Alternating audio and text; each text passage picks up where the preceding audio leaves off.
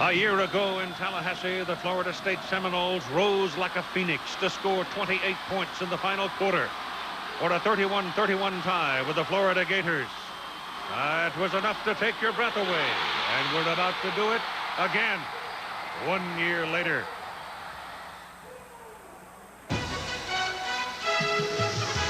As ABC Sports College Football presents in cooperation with the CFA, the Florida State Seminoles and the Florida Gators.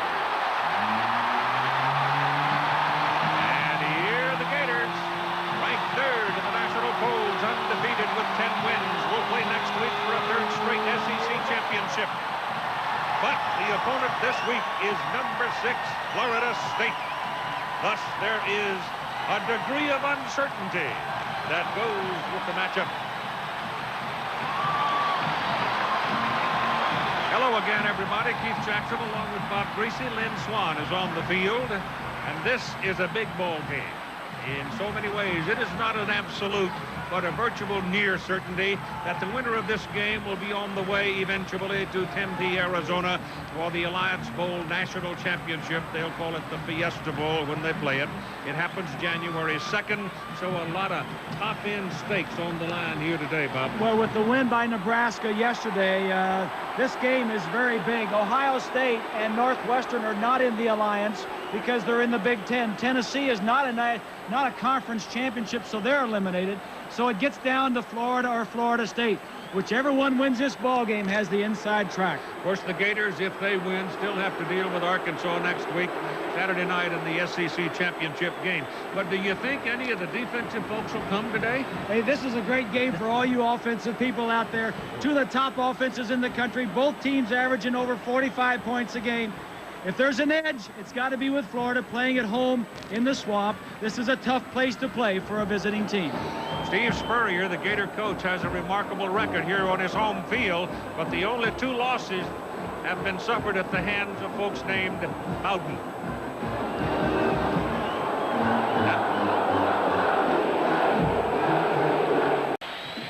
The game time temperature here in Gainesville, Florida is 53 degrees, unseasonably cool for this time of the year. It's also the time of the year that the flu seems to weave its way through a team, and such is the case with Florida State. On their offensive line, Clay Shiver, Lewis Tyre were in the throes of the flu earlier in this week, and they were held out some of the practice time. But right now, Jesus Hernandez, number 77, is right in the midst of his battle with the flu. They took some precautions, though, with Danny Cannell. He normally rooms with Thad Busby the night before the game, but Thad Busby also has the flu. So, Keith, they separated him last night. They want to make sure Danny Cannell is healthy. It's going to be a tough game when you're sick, but this is Florida State. They'll give it everything they have. Keith? Well, sometimes, you know, the youth can make problems go away. These two teams do not take very long to get it up and down the field and stick it in the end zone. To give you an idea of the attitude, the Florida Gators won the toss and immediately said, we'll take the ball. Yeah, and that flu business, Keith, I think the adrenaline is one thing that will help overcome it. And secondly, the cool temperature will be in favor of the players here today. Number 19, Ike Hilliard, and number 12, Jaquez Green, are deep to receive the football for the Gators. They're in the home colors. Florida State, Scott Bentley will kick it off. They're in the white shirts. And we're ready to play a big one.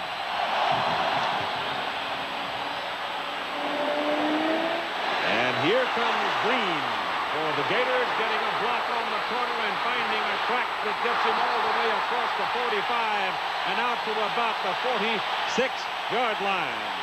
So the Gators get very good field position for the opening possession as Danny Werfel, who's tearing up the record books, comes out.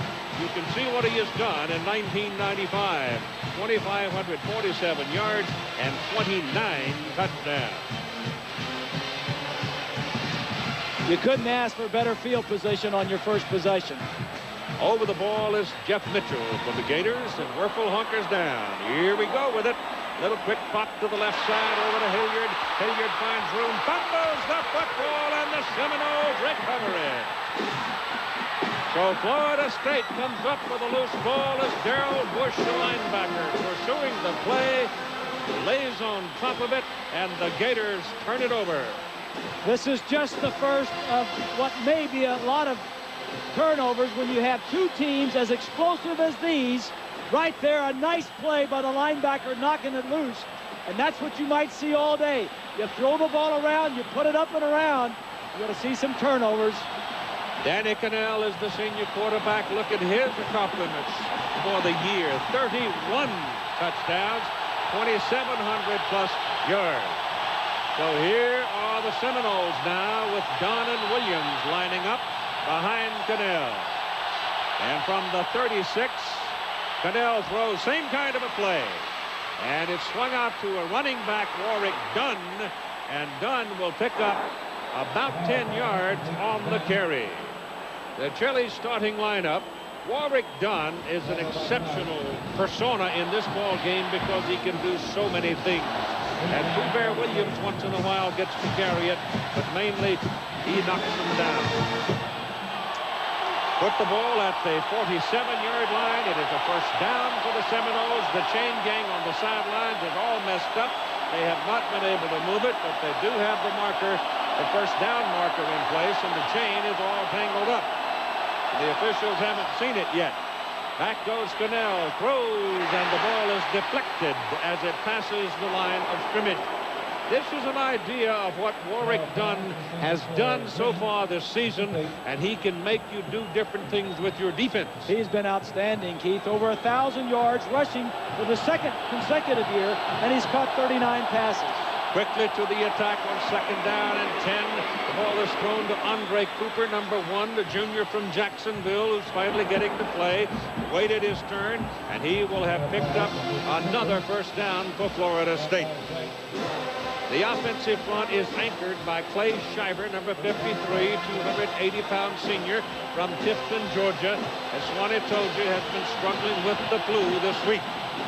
The flu has been an adversary for the Noles. Ball rests at the Gator, 42.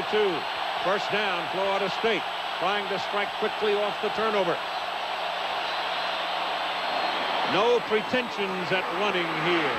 Penalty flag thrown. Andre Cooper run into by Fred Weary. Good and call. The back judge threw the flag. Good call. That's a 15-yard penalty. Pass interference on the defense. First down. So it gets a hoot from the home folks. The referee is Courtney Mozzie Jr. It will effectively be a 12-yard penalty from the spot of the foul. So put it on the 31-yard line and make it a first down and 10 for the Seminoles. Mark Campbell there is a top defensive lineman. He's got a little knee problem today, wearing a brace. Out of the shotgun, air ball, they call it. The ball is batted down at the line of scrimmage. Cannell trying to throw through the crack, and big David Barnard, number 97, slapped it aside as if it were an insect. The defensive backs include Fred Weary, who got flagged a moment ago. The other cornerback is Antone Lott. You see that Lawrence Wright and Lott are 1-2 on the team in tackles. That's bad news in a way. Your secondary guys lead the team in tackles. Double wide, top of the picture. Three-man line. You've got to do something quickly because the Gators are coming. The pass is away. It's over the head. Well, Cooper couldn't come back to it as the interior man, Lott, shielded him from the ball, and it's an incomplete forward pass. As Swanee told you, it's about 53 degrees as we start the ball game.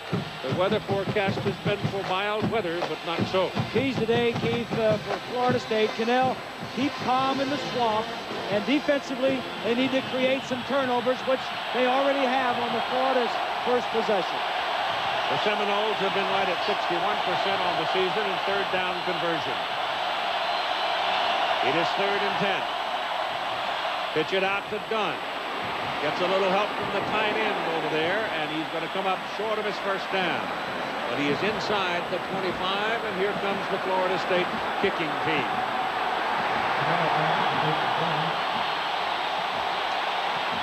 Scott Bentley, the junior out of Aurora, Colorado. He was much hailed.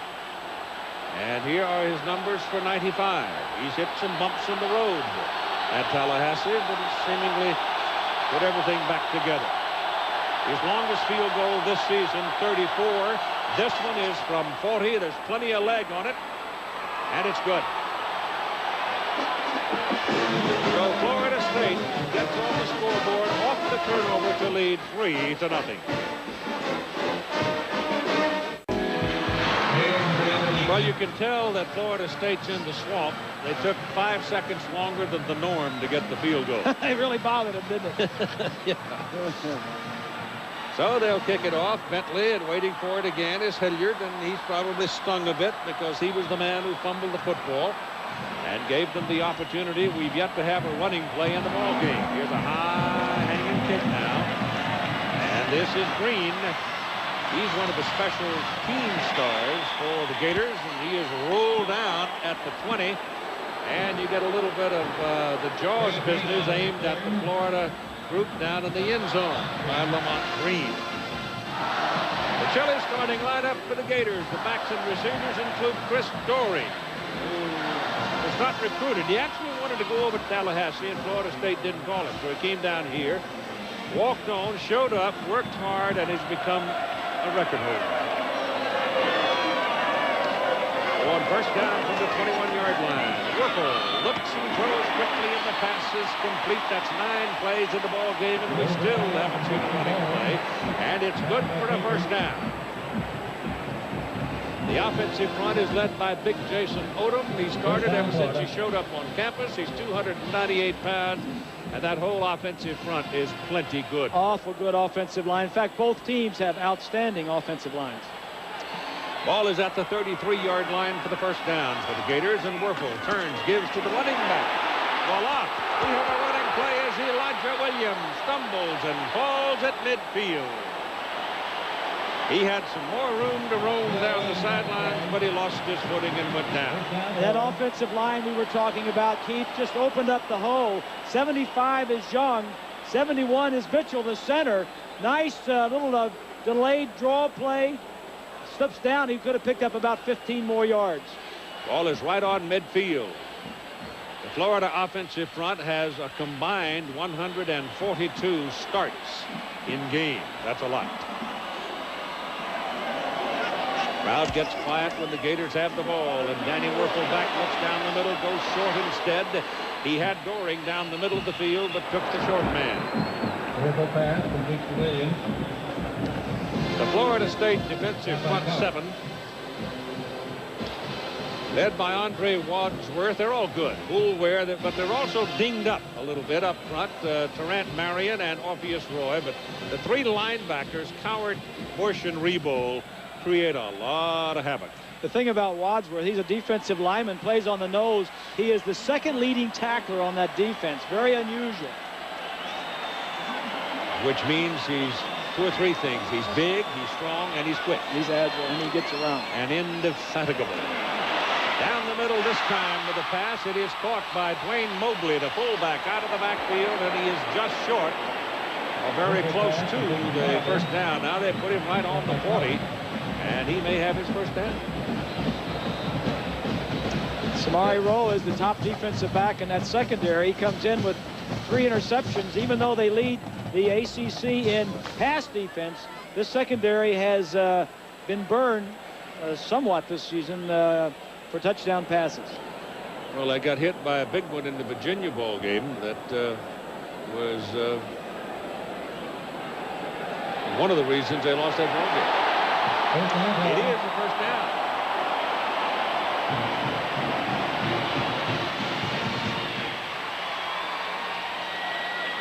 For the Gators, their stories, what they need to do, keep Werfel clean. That's going to be a key for both quarterbacks, but particularly don't let Werfel get sacked or hit down. And defensively, it's a done deal.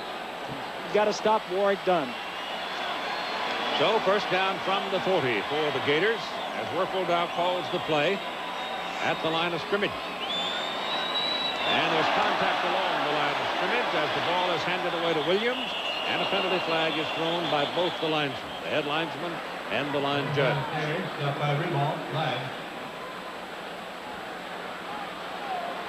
Here's Mr. Mosey.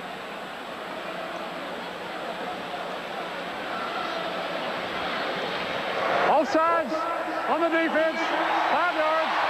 Still first down. Going to be first down and 5. And Ike Hilliard is shaken up and will come out. At the conclusion of today's game, we'll select a genuine Chevrolet most valuable player from each team. So far, Chevrolet contributing almost $5.5 million to the scholarship funds of America's colleges and universities. For football at the 35, first and 5 now, as Florida State leads off their first possession and the Florida turnover 3-0. Gators now mounting a threat. Werfel has the ball slapped right back in his face. He was looking to go outside to number 15, Riddell Anthony, but the ball was slapped right back at him. Yeah, Wilson, 55, Keith. And this is something that defensive linemen don't do enough of, I think, and that is when you're rushing the passer, and if you're not getting close to him, when his arm is coming forward, get your hands up and jump up in the air and knock the ball down, or at least force him to redirect his throw. Well, both coaches said yesterday, get your hands up. Got to get our hands up. Both of them. Yeah.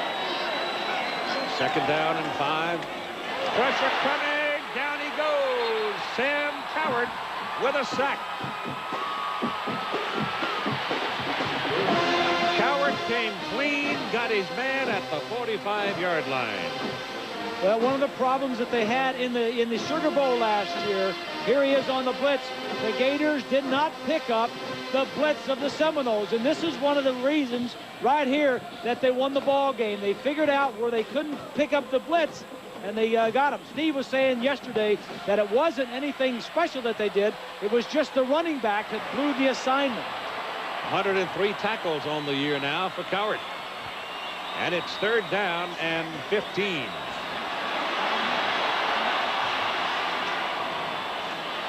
Werfel getting pressure from the backside. Caught again. Number 55 shot in there and got his man, Bernard Wilson.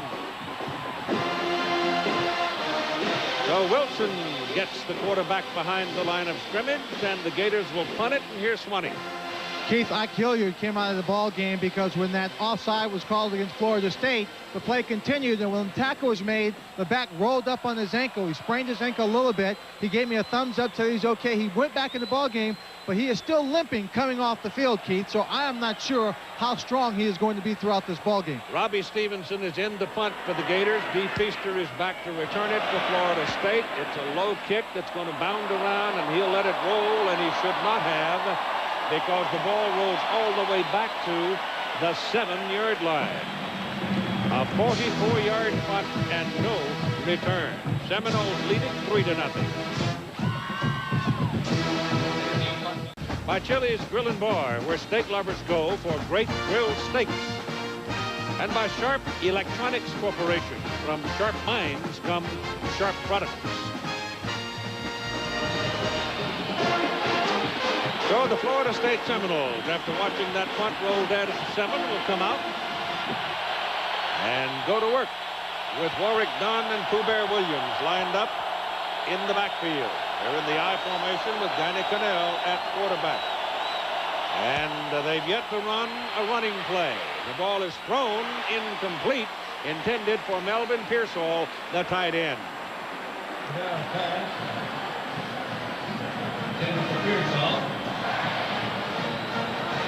Bobby Bowden, 20th season over at Florida State. See what he's done. He's under contract for as long as he wants to coach past the year 2000. Here's the first running play of the ball game for the Seminoles, and it's who else? Warwick Dunn, all the way out to the 15-yard line. Bobby Bowden is not only a football coach at Florida State, he's an asset. I mean, and he could be a banker. I asked him for a loan the other day.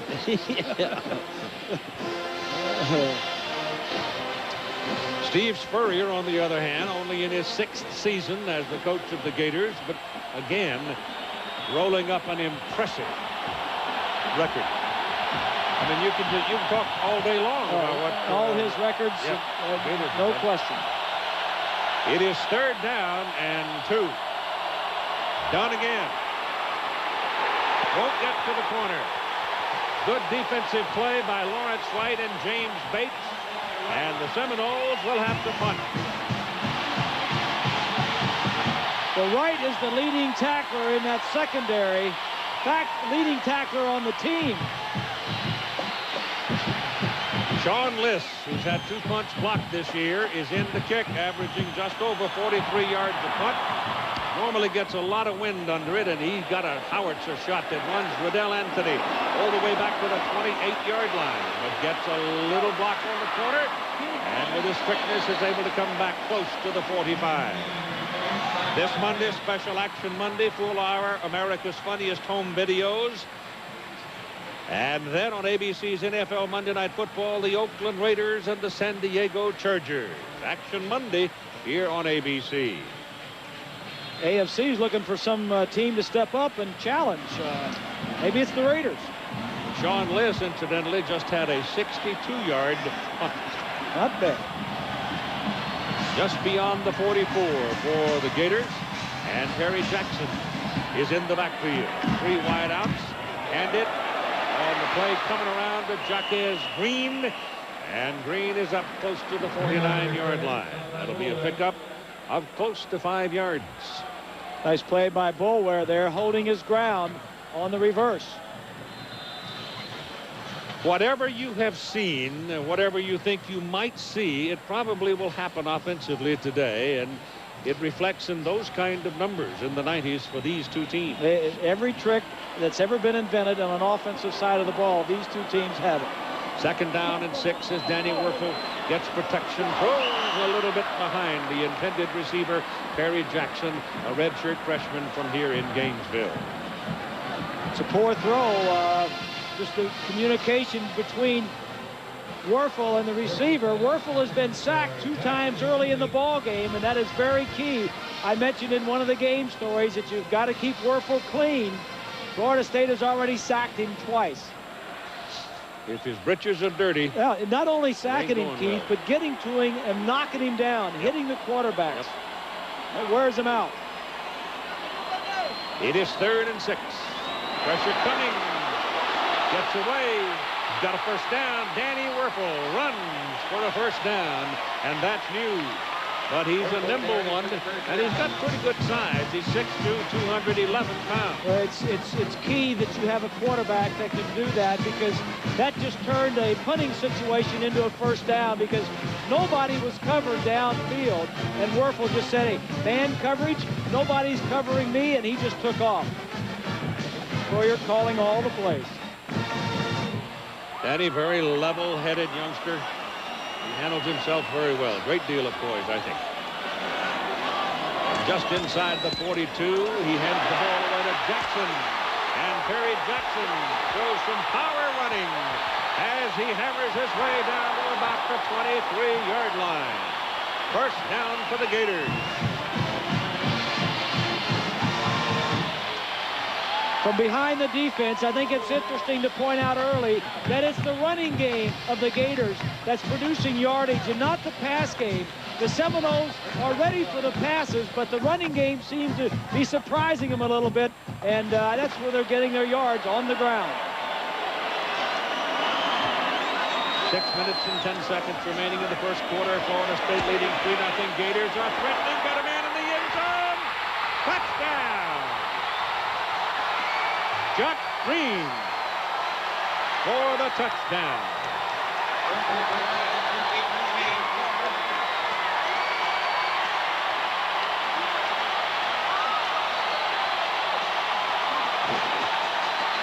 Well, here's Green out here. The inside receiver is going to come down and break to the outside. Green and he are going to cross. It's going to be a pass that takes a lot of time to develop. But watch the top of your screen. He almost threw this ball out of bounds. Just barely got a foot down. The extra point try by Edmiston is good. And so the Florida Gators get their 1st points of the day at 6:04 to go in the 1st quarter, and they lead 7-3. Number 53, that's Clay Shiver, the starting center. He is down for the moment with a sprain of the right medial collateral ligament. They are going to wrap it, ice it, and see how he responds to it. Then they'll make a decision on whether or not he'll come back into play. But that's a tremendous loss. He is a key member of that offensive line, Keith. Well, you got that right, Lenny. You don't want to lose your center. He makes all the calls up on the offensive line, let alone making the snaps for the quarterback. 3:32 to go in this first quarter, and Cannell is belted behind the line of scrimmage by Johnny Church, but dumps the ball off and saves the loss. And now the Noles will have to punt. Well, we talked about knocking the quarterbacks down, making them think about that rush, and this is another time that Cannell goes down. Church with a nice job not letting him be fooled on that little shovel play. Sean Liss is in to punt. First kick was for 62 yards. Riddell Anthony is waiting to return it. Another beautiful punt. Anthony calls fair catch and then decides, what am I doing? I'm on the 10-yard line. Let it go, and he does, and it goes through the end zone. So it'll come out to the 20, and that is a 56-yard punt. So don't tell me about this air ball business at Tallahassee that they haven't overlooked the kicking game. No, sir. Well, they just don't get much publicity about it as they do as their offense and defense. Danny Werfel now has the ball back. Werfel and Steve Tannehill at South Carolina were tied for 29 touchdown passes in the conference. South Carolina's season is over, and Werfel now owns the record at 30. Here he comes again, and he's back to throw. There's pressure coming, and he loops his pass over the head of Terry Jackson out of the backfield. Good coverage by Cowart, the linebacker. Number 56, he's playing this year for the first time. He took the place of Derek Brooks, who was top linebacker last year for the Seminoles. In fact, Cowart leads him in tackles. He drops a lot, too. He's Yes. back there in that short zone a lot. Very active. Those three linebackers are pretty good. They are. One of them has a birthday today. Todd Rebo is 22nd birthday. Werfel back on second down and 10. Gets his pass away, and it is worth 6 inches. Elijah Williams out of the backfield. Caught it. Brian Capron takes him out, and here's Lynn Slunk. And Keith, with these teams being able to score so quickly, if you went just by the numbers, you'd have 17 scores, 118 points, 62 points each. But the team with the ball last would win the ball game. The score would be 62-56. But when you look at the score, an anemic 7-3 for the Gators, when you look at their past history, give credit to Mickey Andrews and Bob Pruitt. Defensive coordinators. Defense wins big ball games. Third down and still about 10. Pressure up the middle, and it's Sam Cowart with his second sack of the day.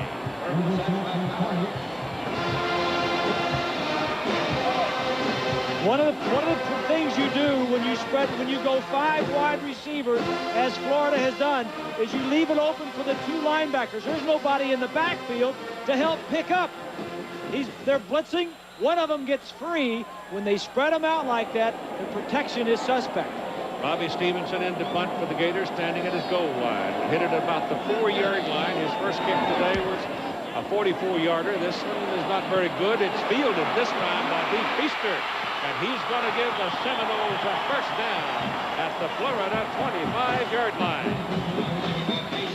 So not a very good kick. And Feaster brings it back. It's a 27-yard punt, and the Noles are in business just inside the 26-yard line of Florida. Great field position. Special teams of Florida State have the advantage so far in this ball game. Gators are leading 7-3 with 1 minute and 45 seconds to play in the first quarter.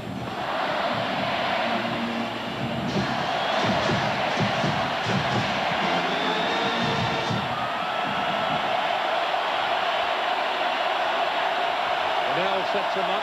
Dunn is the deep man. Dunn skipping into the middle of the line will take it down to the 20. Ben Hanks makes the tackle. That's a pickup of 6 yards.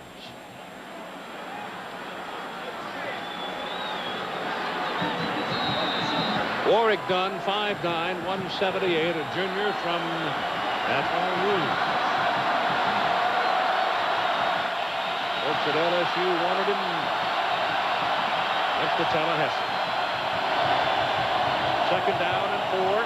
Show blitz. Ball given off. Dunn. Dunn is decked right about the line of scrimmage.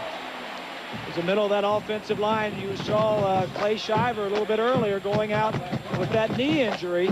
Here's a look at Long. 51 is the man that replaced him. Blocks back. The tire is 66. That's Bates. Just throws him aside and goes and makes the tackle. He beat Long clearly. He certainly did.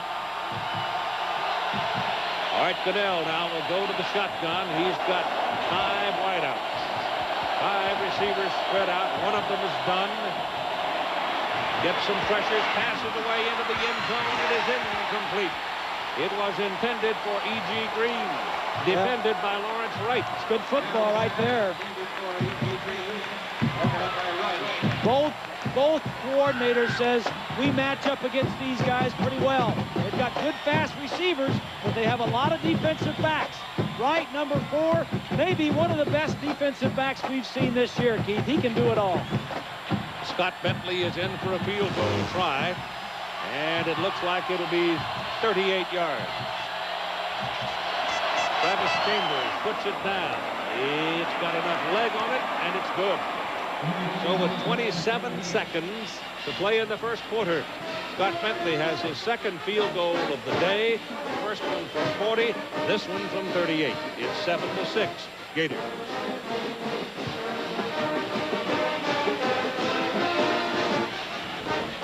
Those games in the Big Ten, Purdue, Indiana was played. Don't run past that one. Yesterday, Michigan and Ohio State playing today. Michigan leading 7-3 the other schedule. Some of those games mean something. Penn State, Michigan State, for example, that has bowl overtones on it. Yes, it does. And the outcome will define where they might go. Of course, the big Mamu is waiting, we think, for the winner of this one. Florida still has an assignment left in the SEC against Arkansas in the title game Saturday night. We'll get used to seeing this type of thing. I mean, only 4 plays, 6 yards, 10 and 18 seconds. Stroyer was saying yesterday that last year in one of the games they had 16 possessions. Usually you'll have maybe 10 or 11 possessions in a game, but when you get out there and you either score quickly or you're going to turn it over quickly, you're going to have a lot of possessions. What did Bobby Pruitt say, that Florida State had 37 snaps in the third quarter up in Tallahassee last year? In the, yes, defensively, yeah. Florida had 37 snaps in the third quarter against Florida State. Wore them out. Oh, yeah, wore them out for the fourth quarter. High hanging kick. And it's Jaquez Green. He's a burner. And he doesn't mind working in traffic because he's a very prominent member of the special teams. And he'll come out to about the 25-yard line.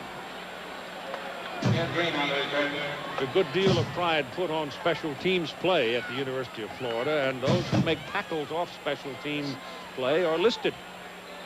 They do a lot of bragging about that. Well, I think that's good, because if you're on a member of the team and you're not on offense or defense and have those stats, give them some stats for the special team tackles.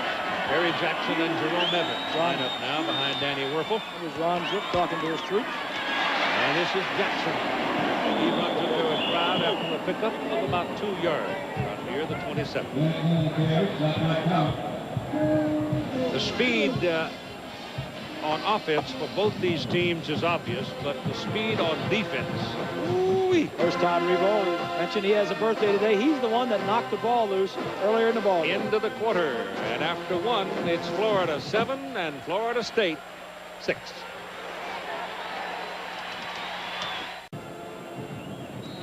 We go to the second quarter of play, and over this season, the second quarter has been full of points for Florida. That's when the Gators have scored a lot, 156 points in the second quarter through the season. Second down and 8. Ball is at the 27-yard line. Werfel is back, and he's looking around, lets it go, and he's got his man. Nice throw. Right in the middle of a whole bunch. Yes. He finds Jaquez Green. Exactly. On first down, and now here again is an update from John. Keith, Tennessee playing their way likely to the Citrus Bowl, facing Vandy today. Damian Allen goes 12 yards for Vanderbilt to Fred Baker and a touchdown, and Vandy, trying to pull off the upset, has the early lead. Keith. That won't last. Peyton Manning probably hadn't seen the ball yet. Tennessee struggled last year, too. Last week. Last week against Kentucky. Yeah, they did. First down and 10. Seminoles may have been in the neutral zone. Here's a big play for Terry Jackson. And for the second time of the game, turns in a power run. But let's see about the offside call. If it is offside, you know the Gators will take the play because that's the first down all the way down to the 46-yard line.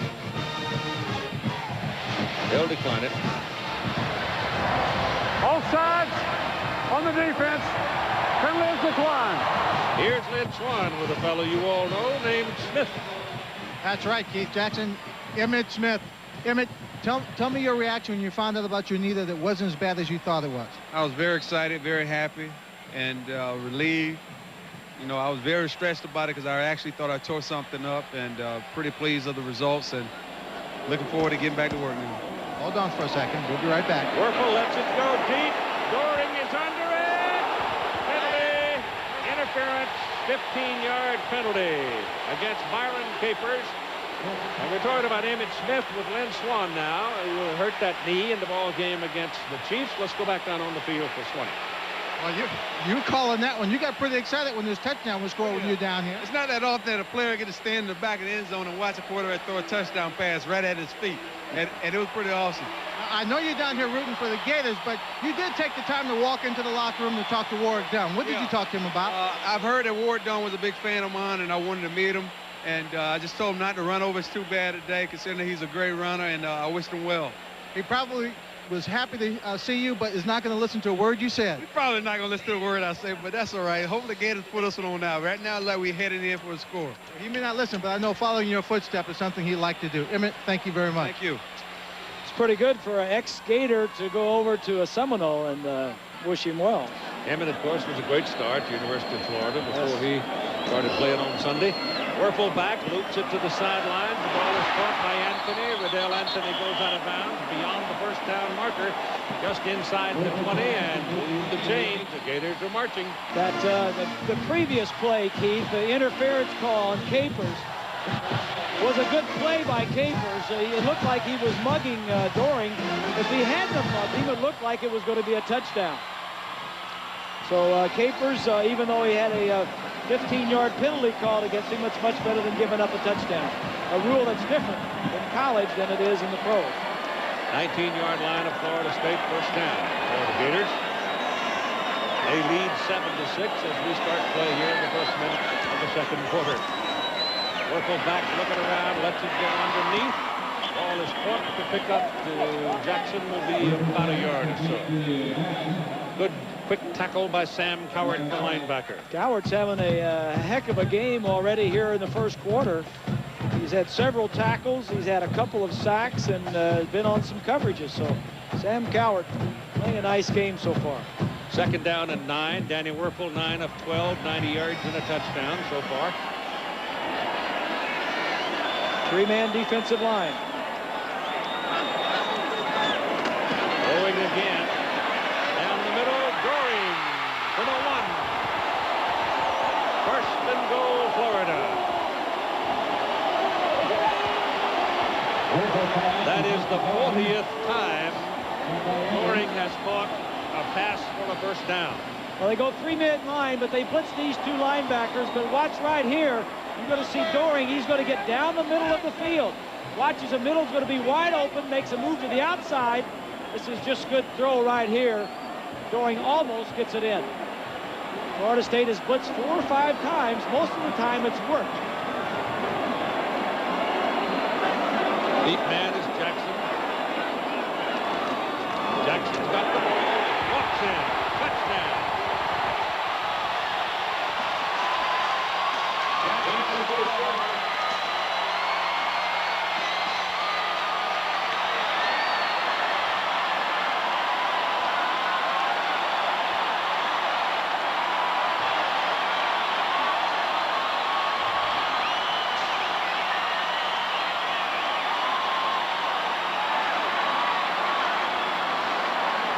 It's a nice drive by the Gators.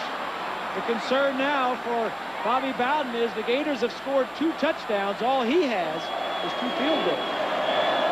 Extra point by Bart Edmiston is good. And so at the Swamp, on the campus of the University of Florida, the home team leads 14-6.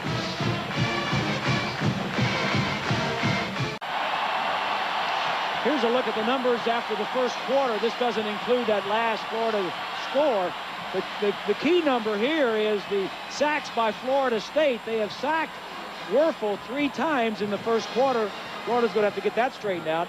Numbers other than that were pretty even, except for the turnover by Florida led to 3 points by Florida State. Jackson receiving congratulations for his touchdown. But again, didn't take much time once they got the ball, started moving it. 2:35 to get it in the end zone. Dee Feaster's 33, and Rock Preston, the running back, is 24. The deep people for Florida State. And Matt Teague will kick it off. 12:52 to go in the first half of play. 14-6. The Gators over the Seminoles. And the kick is to Feaster. At the 2. Looks for the wedge. Oh, he didn't find it. He found an anvil. He is hammered about the 17, and it's Tony George got him first.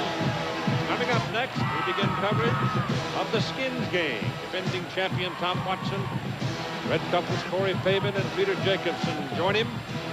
It'll come out of Palm Desert's Bighorn Golf Club here on ABC Sports after the game. Play 9 today, 9 tomorrow.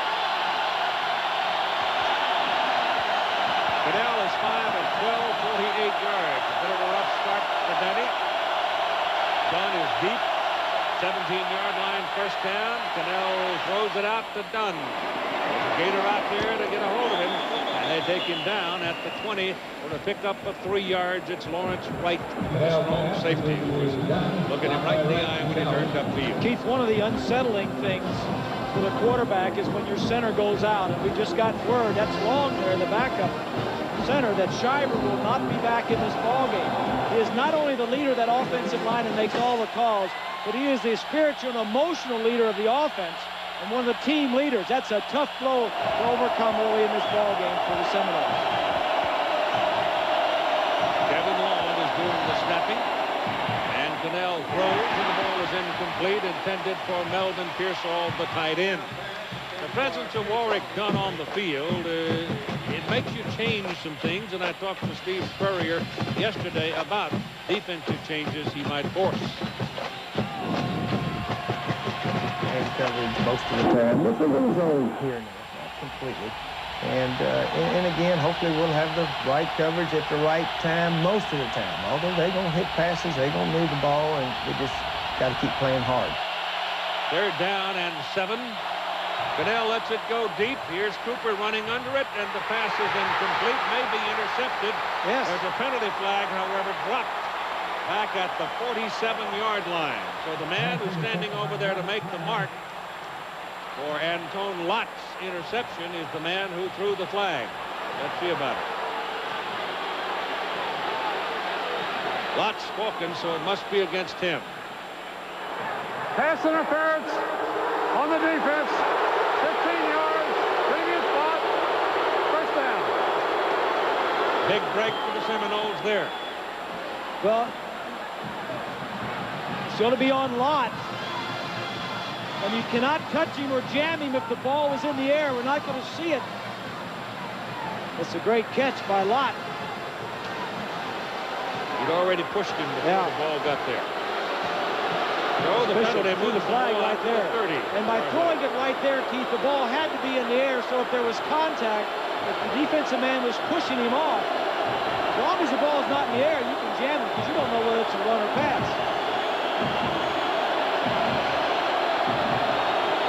Home folks are hooting as Florida State comes to the line of scrimmage. Cannell turns, hands the ball away to Warwick Dunn. No daylight in the middle. They roll him back. He's going to have about a 2-yard pickup. An update now from John Saunders. All right, Keith, thanks a lot. Eddie George on 3rd and goal here gets tripped up in the backfield. So Ohio State has to settle for a field goal. This one by Josh Jackson, his 2nd of the game, 21 yards, 7-6, the Wolverines lead. Keith. Second down and 8. Done again. And he's a yard short of his first down. Stop by Church. You're not going to, with a score 14-6, you're not going to flush Florida State out of their game plan. Their idea is they're going to run Dunn. And before the day is done, he's going to do some damage. I think you're right. Well, Florida State seems to be more of a Dunn-oriented team. They want to get him the ball out of the backfield by handing it to him or by throwing it to him. They're more possession team. 3rd and 2, and he's looking for a first down, and he won't get it. As Dexter Daniels, number 48, steps into the middle and stopped him. Daniels was the beneficiary of Mark Campbell, the defensive lineman. Hutch Campbell, number 67, right in the center of the line. He gets up in there, messes the blocking up a little bit. Now Daniels, the linebacker, gets around. Campbell comes back and gets a piece of it. And Sean Liss is in to punt for the 3rd time. First 2 were really big. This one is sliced off the side of his foot, but he has a pretty good roll on it. And it'll roll dead at about the 16-yard line. 9:55 to go in the first half, and the Gators lead it 14-6. November 1993, the Florida State Seminoles came over to Gainesville and won the ball game 26-21, breaking the 23-game home winning streak of Florida and set up their first national championship showdown against the Nebraska Cornhuskers. That was actually a final score of 33-21, and you saw Warwick Dunn. A lot of those players a couple of years ago are back on this field today for Florida State, so they have the confidence that they can beat the Gators in the swamp. Elijah Williams and Dwayne Mobley are in the backfield now, and that's Green going in motion with Werfel back to throw. He goes deep to the sideline, and the pass is incomplete, intended for Jaquez Green. He's a redshirt freshman from Fort Valley, Georgia. Here's a look at the possessions so far for the Gators. They've had it 5 times. Didn't start off too well, but have scored on 2 of their last 3 possessions. And as you can see, they don't need a lot of plays to score. Second down and 10 from their own 16-yard line.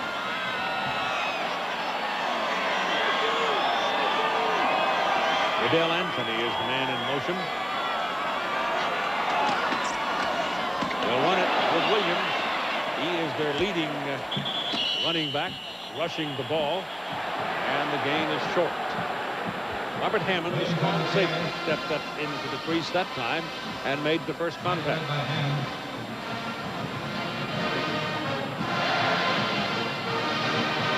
This is really a good turf. Very sound, solid footing. Ike Hilliard is back in the ball game, so Ike has come back after being shaken.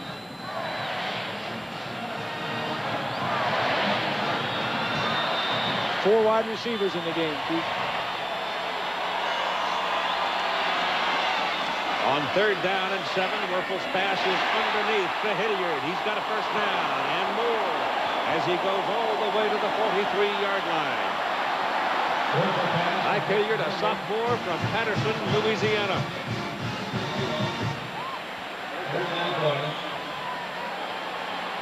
You got 2 wide receivers over here on the other side of the field, but he's going to get this one. Hilliard going across shallow. Watch as he drops back, fakes, pumps. The outlet is the short man coming across the field, Hilliard, and with the running ability, he picks up a lot of yardage. Came into this ball game with 44 catches for 691 yards, so he averages better than 15 yards per catch. This is Elijah Williams carrying, and not a whole lot up the middle. 8 minutes and 40 seconds to go in the first half. 14-6. Gators have the lead. The winner of this game very likely will be off to the sunshine of Arizona and the Fiesta Bowl, which will match the alliance pairing for the national championship. Nebraska has already clinched one spot. The Huskers beating Oklahoma 37-0 yesterday. That pass was thrown with a lot of spin on it and goes through the reaching hands of Chris Doring incomplete. Don't forget, at halftime, we'll again be announcing the Burger King Scholar Athletes of the Week Award. A lot of universities very happy. That announcement is made for 25 grand all 4 levels. Nice little gift. 45-yard line, 3rd down, and call it short 8, long 9. Long 8, short 9. I'll get it right. My math's not too good. Whirled back. Drops it underneath again. And it's another first down as Tremaine Allen, the tight end, number 91. Junior out of Knoxville, Tennessee, makes the first down. This ain't fair now. Steve's going to start throwing to his tight ends. Now, come on. You got 4 wide receivers out there. You got backs you throw to all the time.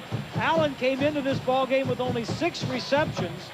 Steve's starting to throw to his tight ends. That's really going to blow some circuits on the other side of the field. So far, 8 different people have caught a ball. First down at the 44, Florida State. That's a pass. Lateral as Doring puts it in the air, too long. It's intercepted, but he is out of bounds.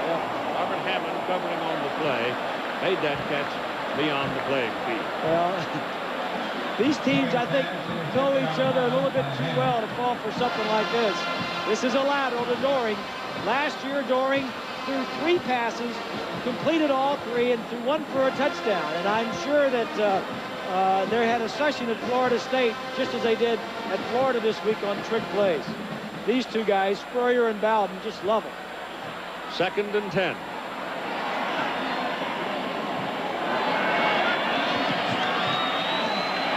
There he is again, coming right up the middle. Sam Howard.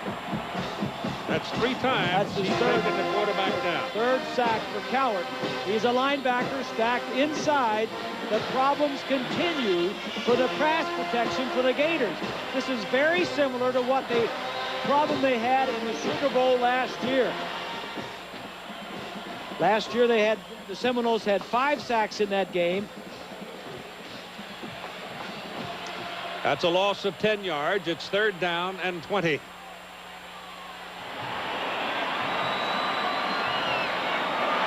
No backs in the backfield. 5 wide receivers. There's a blitz. They're going after him and knock him off balance, force him to pull it down, and he's taken down right about midfield. Update, John Saunders. Keith, Tim Viacabatuka is having quite a day. 33 yards on this run. Now 15 carries for 171 yards. It sets up the Remy Hamilton field goal from 38 yards out. And Michigan's lead is now 10-6 over the Buckeyes. Keith. And here the Florida Gators, after that loss of 10, will punt it away. And this time it's a good one as Robbie Stevenson knocks it dead down at the 5. He spun it in there like a good solid 7-iron, and it bit and backed up. Stevenson punt down by George at the 6. Kick and game field position. All right. Robbie Stevenson just killed one at the 6-yard line of Florida State. Gators are leading 14-6, and now the Seminoles, with the backup center in the ball game, replacing Clay Shiver, Kevin Long, have to come out here and handle the ball securely at their own 6 with 6:15 to play in the first half. You saw Spurrier over there on the sideline, kind of the offensive line going over their pass protection problems with that blitz that the Seminoles have been throwing at them here so far.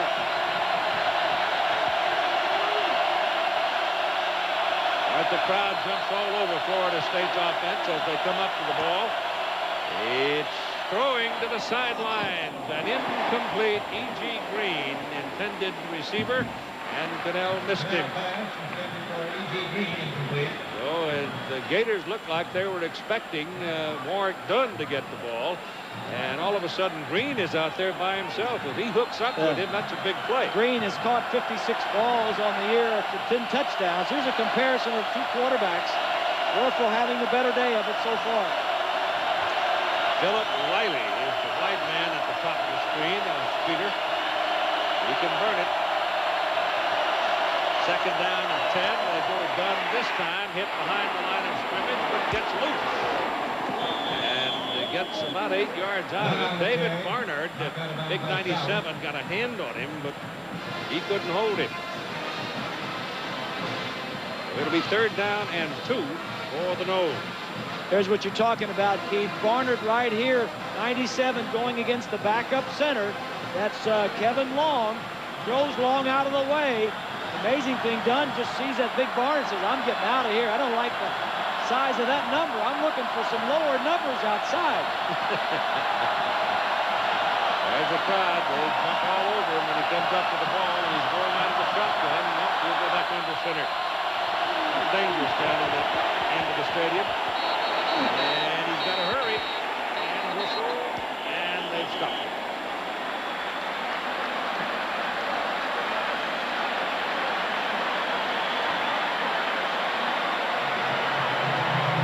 Dead ball. Delay of the game on the offense. 5 yards. That'll fire this crowd up when they know that they have a factor in this ball game. If the quarterback can continue to just ignore him and get his plays off and not have delays of game, then the crowd says, oh, they don't hear us, we're not a factor. But now they're going to get back in the ball game. It is now third and 7. Ball back at the 9. It's always worse when you're in a closed end of the field, too, Keith.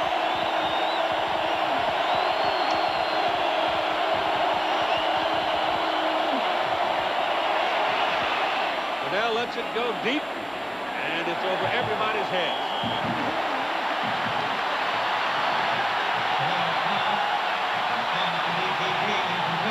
Here comes Sean List, the junior out of St. Petersburg, to punt. It's a poor series for Florida State. They threw on first down and didn't get anything out of it. And then the next two plays were just nothing. Looked like the crowd really bothered him. Yes. Now he's got a low line drive. That's not a particularly good kick because it's taken on the bounce by Riddell Anthony. And he's collared and taken down at the Florida State 49-yard line. Prudential halftime report. Wait a minute here. We got a ruckus breaking out here. The penalty flag is on the field. Let's see what's going on.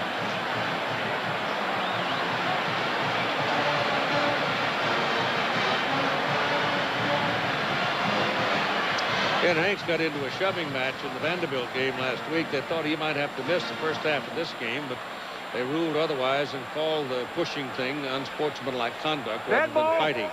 Personal foul on the kicking team. 15 yards. First down. So the foul, probably frustration by Florida State, and the Gators will move it downfield 15 yards. And right now, one would have to say the Gators don't need any help. Well, and Ben Hanks didn't have anything to do with that. He wasn't involved in that play. Prudential halftime report. John Saunders scores and highlights. Robin Roberts talks about the Arkansas Razorbacks, Florida's opposition next Saturday night. And John Spagnuolo's been up with the Northwestern Wildcats, watching Ohio State play Michigan. So it'll be an entertaining halftime for you. Werfel back, good protection. Now he runs out of time. Down he goes.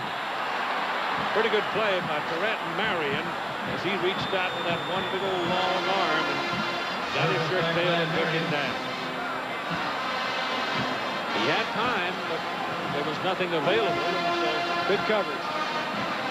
Could go down, I guess, as a coverage. Well, it won't show that way in the box score, but it was. Yep.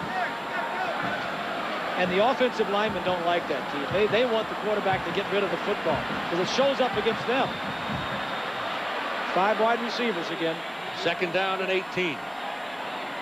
That's where quarterback draw. Blitz comes. They pick up Cowart. Throw the ball. You like Hilliard. Hilliard gets loose, and he's on his way for a touchdown.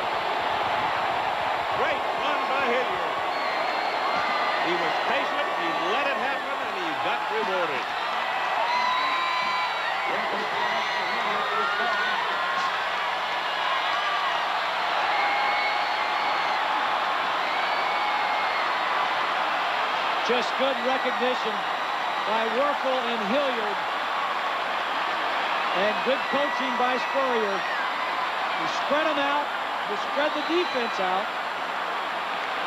You get some easy ones. Bart Edmiston from Pensacola trying to make it. 21-point total for the Gators, and he does. So a 42-yard pass run play. Werfel to Hilliard. Hilliard waited for help to come. Got there, and he took it in. And the Gators are looking good at 21-6 with 3:54 to play in the first half. Well, the last few times they've gone 5 wide receivers, Florida State has blitzed. Here's 2 out here. There's 3 more here. Now watch as the receiver right here is going to go up. Nobody is covering him.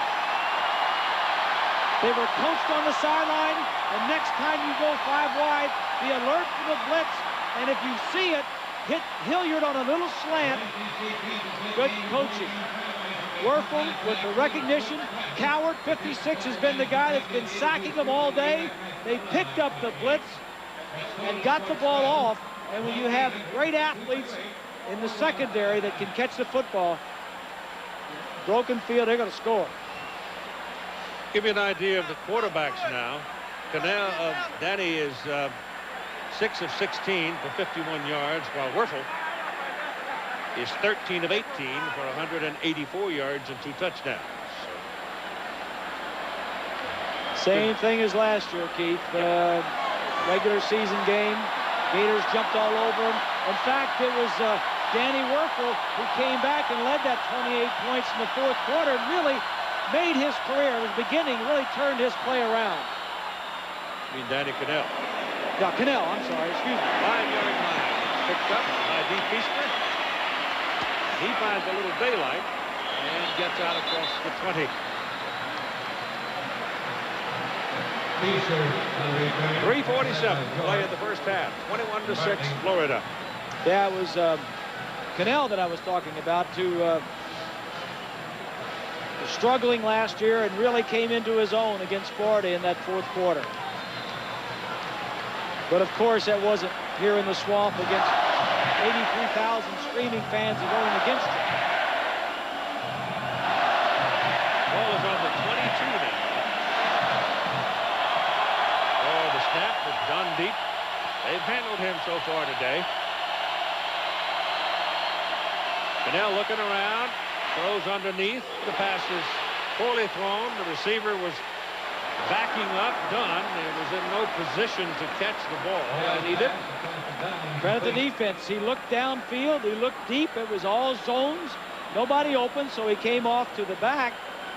And good coverage. So they've gone to a zone for the moment. As Steve said, in defensing, Don, he forces you to commit to man coverage a lot. Now they feel they can use some zone, and it helps your people. That is difficult for them. This ball is thrown to number 89, Wayne Messam, a junior out of South Bay, Florida.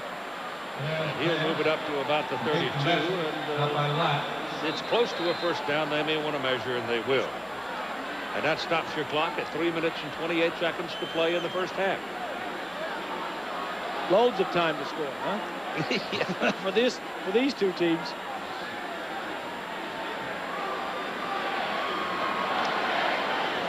The last time Florida State has not scored a touchdown in the first half was in last year's game against the Gators. And they're not a very patient crew. They're used to scoring a lot of points and not having a lot of big plays. Bobby said earlier, he says, I'm not a very patient fella. Mark Rick was talking to me during the week, and he was saying that says, I call the plays, most of them, so Bobby gets on. He gets a little impatient sometimes, and he says, I got to call a few. But he says his boss is not a very patient man. There's the big loss for Florida State right there. Clay Shiver, the center, he's out for the ball game with a bummed up knee. Big loss. It's 3rd down and just inches, and here come substitutions on the field at the last second. They've got 10 seconds to get it off, And they go to the big back, Pooh Bear Williams, the 266-pound sophomore fullback, and he has the first down. So they came in late with the big people, trying to keep the Gators from making any particular adjustments defensively on a short goal line defense, and they got their first down. Put it on the 34-yard line. Out of the shotgun. They got Pooh Bear lined up in there at a slot. There's a potential receiver, and he's open. He throws it to him, but he waited a little bit too long. If he'd have thrown it a step sooner, the big fella would have had the ball and been rumbling. They didn't want to throw it to him. You're right, they did. They want to put him out there to force somebody to go out and cover him. Take a look at the pass protection.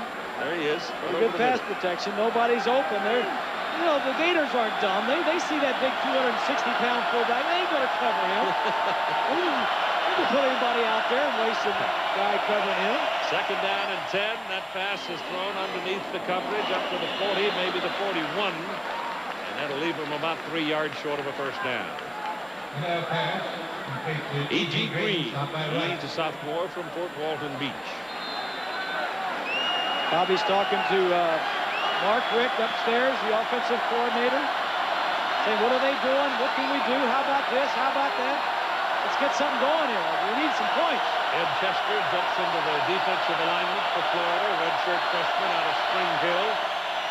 On third down and 3. Incomplete pass by Preston.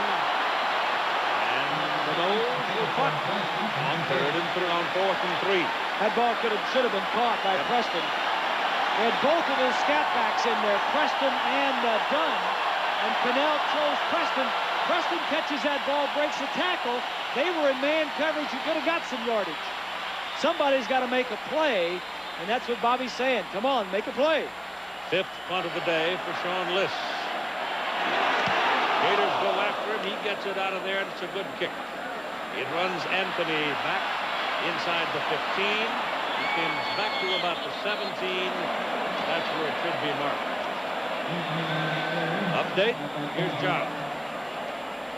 Well, Keith, coming up at halftime on the Prudential Halftime Report, we'll have scores and highlights, including Ohio State and Michigan. We'll look at the revival of the Arkansas program, plus John Spagnola is at Northwestern with the Wildcats as they watch that Ohio State-Michigan game. Back to you, Keith. Well, they don't give him. He came up to the 17, and in the judgment of the officials, retreated on his own, and they've marked him inside the 15-yard line where it's first down for the Gators. Elijah Williams. Big run. The sophomore from Milton, Florida. He's out of bounds at the 32-yard line. It'll be first down for the Gators. Good blocking up front. That offensive wall of Mitchell and Young. Take a look at the 75 is Young. 79 is Mo Collins. 78 Green. Mitchell the center. And now the speed of Elijah just getting around the side and steps out of bounds. Yeah. Time remaining 1 minute 51 seconds. 21-6. Gators lead. There's the center, Mitchell. Mo Collins. Werfel back. Got a man. Chris Doring, number 28. Steady, solid football player. Pretty good sized target at 6'4" and 191 pounds. And he's doesn't have great speed, so he has worked on his route running and his moves and turning the defensive back, and also having that clock in your head to make your break and get open when the quarterback is ready to throw you the ball. Ball is just inside the 44 of Florida State. First down for the Gators. Werfel hands the ball off to Williams. Works his way in traffic to the 39. That's a pickup of close to 5. Williams out of carry, stopped by Hamlet. Running backs for the Gators are not big people, but they're hard to get a handle on, particularly Williams. Jackson showing some power running early on. The biggest of the bunch would be Fred Taylor at 2:15, but he's not out there. Florida's kind of taken over this ball game since the beginning of the second quarter. Purple with a lot of time. And Goring down the middle of the field to the 20-yard line, and another first down with 1 minute and 4 seconds to play in the first half. Clayton Goring, caught by Hamlin. Well, here's Goring First right down, here. Florida. He wants to get down and throw the square in the center of the field. Fakes, then the back checks down. Stop it right here if you would. You see this back right here? It's pulling this linebacker up and allowing him to throw it over his head to the guy behind him. That's just good planning and good scheming. And you've got a timeout at 53 seconds to play in the first half. 21-6. Gators are threatening again. BC. But a lot of people probably are curious about him. Look at the numbers here. Cannell struggling, 8 of 21, 67 yards. Werfel, another big day. First down just short of the 20. Danny back looking around, goes into the end zone for Goring. Touchdown.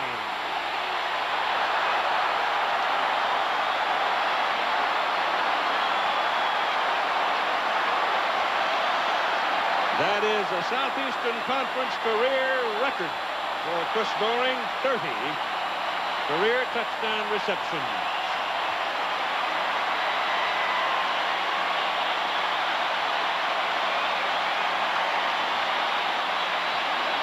And that one may have been the easiest one of all of them. You got to give credit to the players that executed. But it's Spurrier that puts the system together and calls the plays at the right time. Edmiston to the point. Good.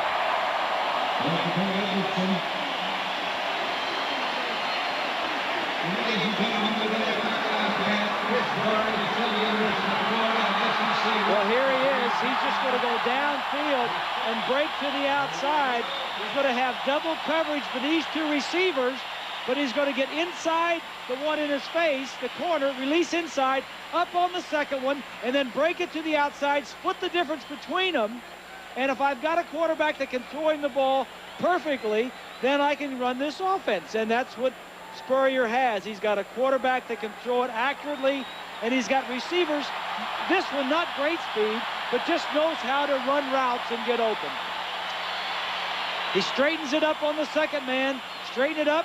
Now make you think you're going inside and break it out. Now right between the two of them. Now get the ball to me right now. I was at practice earlier in the season when the two of them, they were out there working. And Steve was out there throwing balls actually with the quarterbacks and running the routes. Now this is when you should throw it. So the Florida Gators with Goring's touchdown have now scored 21 points in the second quarter. It's been a big quarter for them all season long. And Teague will kick it away now with 47 seconds remaining. And the tousle-haired kid, Werfel, is having a big first half. Took him 1 minute and 10 seconds to score that time. High pop-up kind of a kick. We're on the 12-yard line for Rock Preston. But he doesn't get a whole lot, and once he caught the ball, he gets it out to the 23-yard line with 42 seconds remaining in the first half of play. Remember, a year ago, it was 31-3. Good point. After three quarters. That's 28-6. Look at the total yardage in the second quarter. You know, I'm sure that the first thing out of both coaches' mouths at halftime is going to be, remember last year, remember what happened. Knowles on first down from the 23. 42 ticks remaining. Sin done. And he's close to a first down. Both teams with 2 timeouts remaining. Clock is rolling along. On second down and 1. Feaster is in the backfield. He's got the ball. He's got the first down, and that'll stop the clock as they move the chains out to about the 38. Now just 11 seconds remaining. Florida was the considered favorite in the view of those who discuss such things. Going on, if they win this game, to Saturday night in Atlanta against Arkansas for the SEC championship.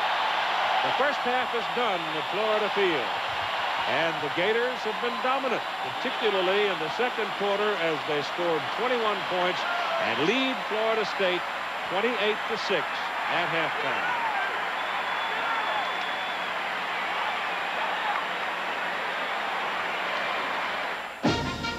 CFA College Football on ABC Sports. Brought to you by Porsche. There is no substitute. And Bud Light. If you want great taste that won't fill you up and never lets you down, make it a Bud Light. Stay tuned for the Prudential Halftime Report after this message and a word from our ABC stations. Of your life, turn to the Prudential. Peace of mind, it comes with every piece of the rock. From our New York studios, your host, John Saunders. Florida and Michigan leading at halftime. We'll get you out to the second halves in just a moment. But right now, right to the scores and highlights. First, the games you've been watching. Florida against Florida State here. Danny Werfel having a terrific day. 22-yard pass to Jaquez Green here for a touchdown in the end zone. 7-3 at that point. Danny Werfel then goes 16 yards to Chris Doering. Gets it down to the 1-yard line. It leads to a 1-yard run by Terry Jackson. Werfel again, 42 yards to Ike Hilliard. Werfel in the first half, 16 of 22, 246 yards and 3 touchdowns, 21-6 at that point. And he's not done. 20 yards to Chris Doering to make it a 28-6 game for Doering, his 16th touchdown reception this season. That's an SEC record. Also for his career, 30. That's also an SEC record. 28-6. Florida has the lead over Florida State at halftime. Ohio State against Michigan.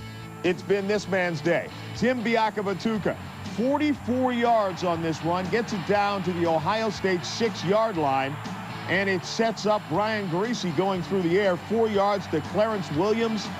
Michigan leading it 7-3.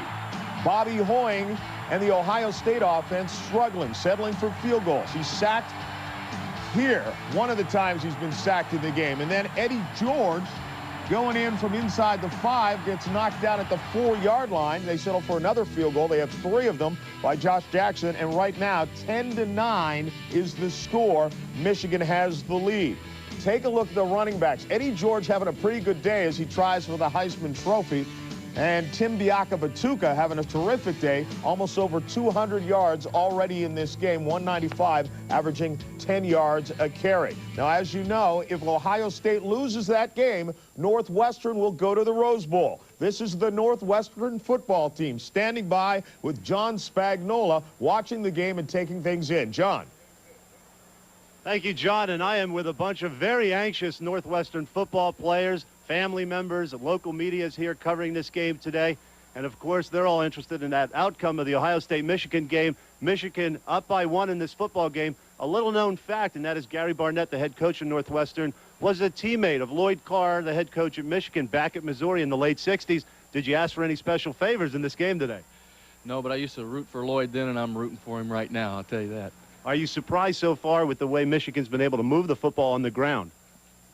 Michigan moved the ball well against us, and I think Lloyd's got a good game plan going right now. They need to take care of the little things that are killing them, the penalty that cost them that long drive, and just the little things that are keeping them from being further ahead. Also, Ohio State seemed to also not cash in on some opportunities with 3 field goals in this game. Well, Michigan defense is a very good defense, and they're going to have trouble running the ball on them, but Michigan's got to find a way to get some underneath coverage on Glenn. Okay.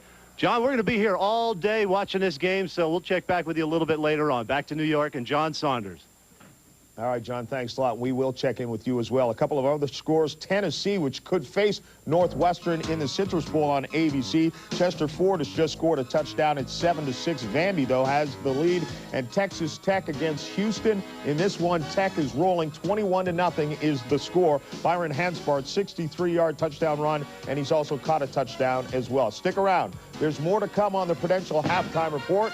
When we come back, the Arkansas Razorbacks. You know about their basketball team, but they like to be underdogs in football. been so many people said that you can't do this or you can't do that.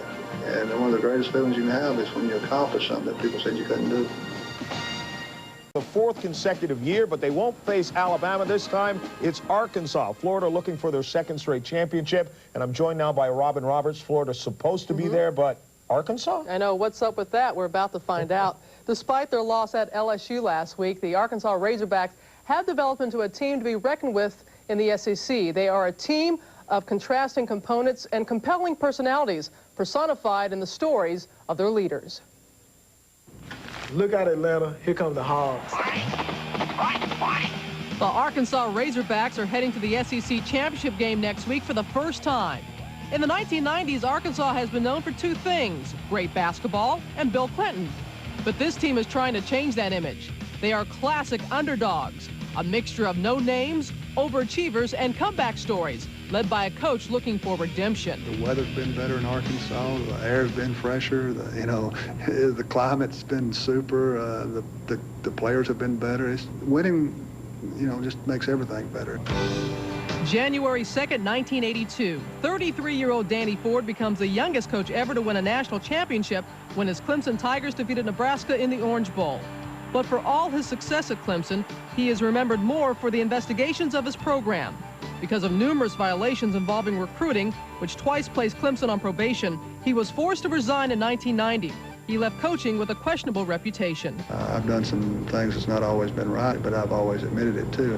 Just been out of coaching for a while and been able to coach again has been very exciting for me, because I didn't really think I'd have the opportunity for a while, and then I did have it thanks to Coach Broyles. When he looked me in the eye, as I've said before, he looked me in the eye and said, I want to reestablish myself as a football coach and as a person who believes in following the rules and integrity, and I want to be a part of this program. And he gave me that commitment, and he's fulfilled it completely. When you're young, you do a lot of foolish things, and the older you get, the more mature you get. And we're not doing anything wrong except just trying to do the very best we can do with a bunch of great young people that are overachieving and winning for the University of Arkansas because it's important to win. Arkansas's leader on the field is quarterback Barry Lunny Jr. He came to Fayetteville in 1992 as the fair-haired Arkansas native and trusted with the task of restoring the winning tradition of Razorback football, but it wasn't to be. The team kept losing, and Lunny was blamed. The criticism was intense. When it gets personal, yeah, it hurts, because I felt like in a sense that maybe that I was letting down the people of Arkansas and the expectations they had of me when I came here. To see him after some of the games, particularly some of the real tough ones, was really bad, and sometimes it was a real difficult thing to keep encouraging him, and sometimes there was tears shed. It got so bad that Barry considered quitting the team. The thing that kept coming to my mind was in 10 years from now, I think, or even 2 years from now, that I always look back and said to myself, what if I had come back for my senior year? Just what if we'd have had a dream season and won 9 or 10 games? And to see it through and to see the things happen this year, it has been a dream season. And it has been what I hoped for, to erase the previous 3 years. This dream season's most thrilling victories were also its most important. A last-second touchdown pass from Lunny to J.J. Metters earned the Hogs a win at Alabama, the first victory ever over the Crimson Tide. Metters, touchdown, Arkansas!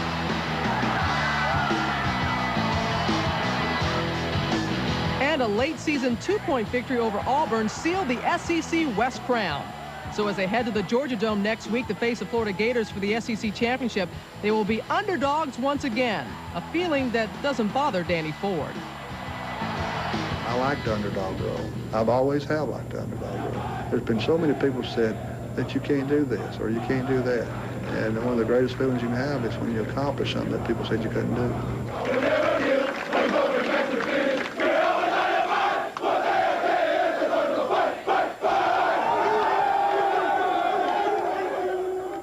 And further proof of how far the Razorbacks program has come, 2 years ago, Madre Hill was a highly recruited running back, and he chose to stay in his home state. He is having a sensational sophomore season for the Hogs. A lot of schools, though, with a turnaround like this would just be happy to be where they are. Sure. Can they win? Can they win? They are the underhogs as they have been all season long. So it'll be tough against the Gators. All right, No doubt Florida about it. Gators against the Arkansas Razorbacks. That one is coming up at 7:30 Eastern Time next week right here on ABC. The SEC Championship presented by Dr. Pepper. And we'll continue with more of the Prudential Halftime Report in just a moment. The Gators are leading Florida State 28-6. Oh, look at that fellow. There'll be peace and quiet in the neighborhood, I would think. Weatherman owes me one. He kept promising all day yesterday that it was going to be warm and sunny, up close to 70 degrees, and I haven't worn a top coat in Central Florida since I can remember. You've been spending too much time in sunny California. That's your problem. I'm freezing to death. And the Florida State offense is sort of in a frozen stage as well. They haven't done much. Well, they haven't, and they've been in the same situation last year, and I'm sure that's what Bobby Bowden is telling them. We've got the firepower. Danny Cannell needs to come out and be the leader, and they've got to stop him defensively and put on a show offensively in the second half. But this secondary that Florida's got out on the field is a better secondary than they looked at last year. Well, and think about this. Florida lost 3 defensive linemen in the first 6 rounds of the NFL draft, 2 in the first round. And Bobby Pruitt told me yesterday, he says, even given that, we're a better defense because we're smarter, we're more together, and our defensive secondary is playing more man coverage. Well, let's play and see what happens in the second half. The Gators will kick it off. The Seminoles will have it. See what they can do with it. 28-6. The winner, very good chance they'll have a ticket to Tempe. So Matt Teague is going to hit it with Preston and Feaster deep for the Seminoles. Though it has been overcast and cool, it has not rained. It's at the 2-yard line for Rock Preston. He butted heads at the 20 and kept his balance and got it to the 31. And here's Lynn Swan. Thank you, Keith. Bobby Bowden at halftime said some of the many things that Bob Greasy was talking about. Said his offense has got to make some plays. He just haven't made the plays. Too many drop balls. Said on defense, they have to pressure the quarterback, but they have to be careful when they do it, because when they pressure him and they come after him with the blitz, that Florida's tough and they will score points. And he said he will remind them of the 31-3 ball game they came back from to fire them up. Steve Spurrier said that's a negative. He didn't even mention it to his team in halftime, Keith. Well, yeah, sure, Steve. I understand why. Warwick Dunn tries it, and on the first carry gets flipped into the air after a yard or so. Here's a look at the score at halftime last year. Florida was up 24-3. Florida went on to score another touchdown to make it 31-3 before they started coming back. This year, 28-6 in favor of the Gators. Nose going with no huddle. Out of the shotgun, Danny Cannell, who's not had a big day yet, forces that one in. It is an incomplete forward pass. It's a short hop. Andre Cooper had double coverage.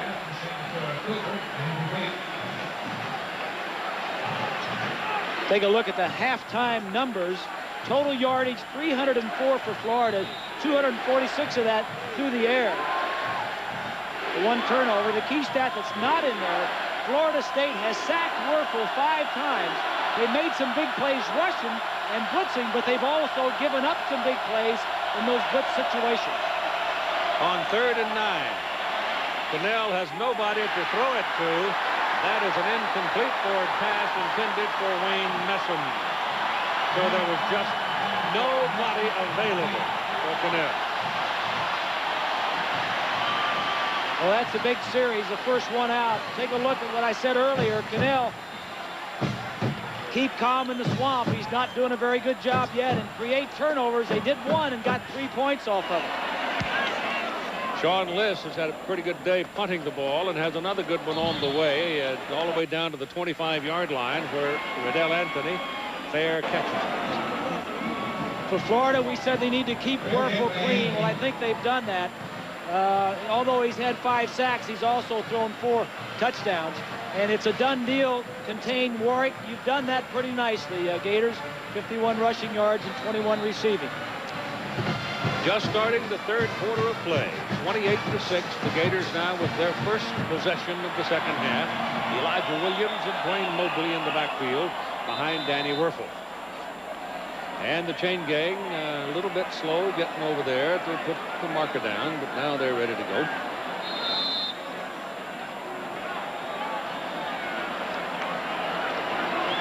Steve was talking to his wide receiver, wanting him to split out a little wider. This probably will be a pass. Nope. Elijah Williams. Williams has had a pretty good day so far. I mean, he's their leading rusher coming into the ball game, and right now he's got 46 yards and 6 carries. Yep. Each team had the ball 8 times in the first half. Here's a look at what Florida did with theirs. They started off poorly, but scored on 3 of their last 4 possessions, and they don't take a lot of plays. They don't need a lot of plays to score, as you see from that graphic.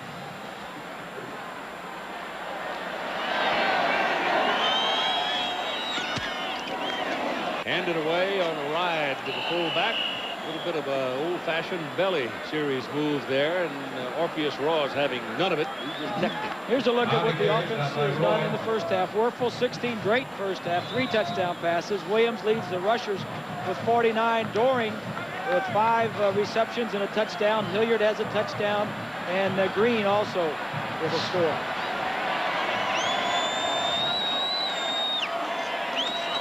Werfel back, goes underneath, right through the hands of Elijah Williams. Might have been behind him a little bit. So both offenses come out and go 3 and out, so no advantage there. Defensively, the first half, Coward had 9 tackles and 3 sacks. Hammond and Hamlet, 2 safeties, had some tackles there also. Robbie Stevenson is in to punt. His last one was a good one. Feaster is waiting.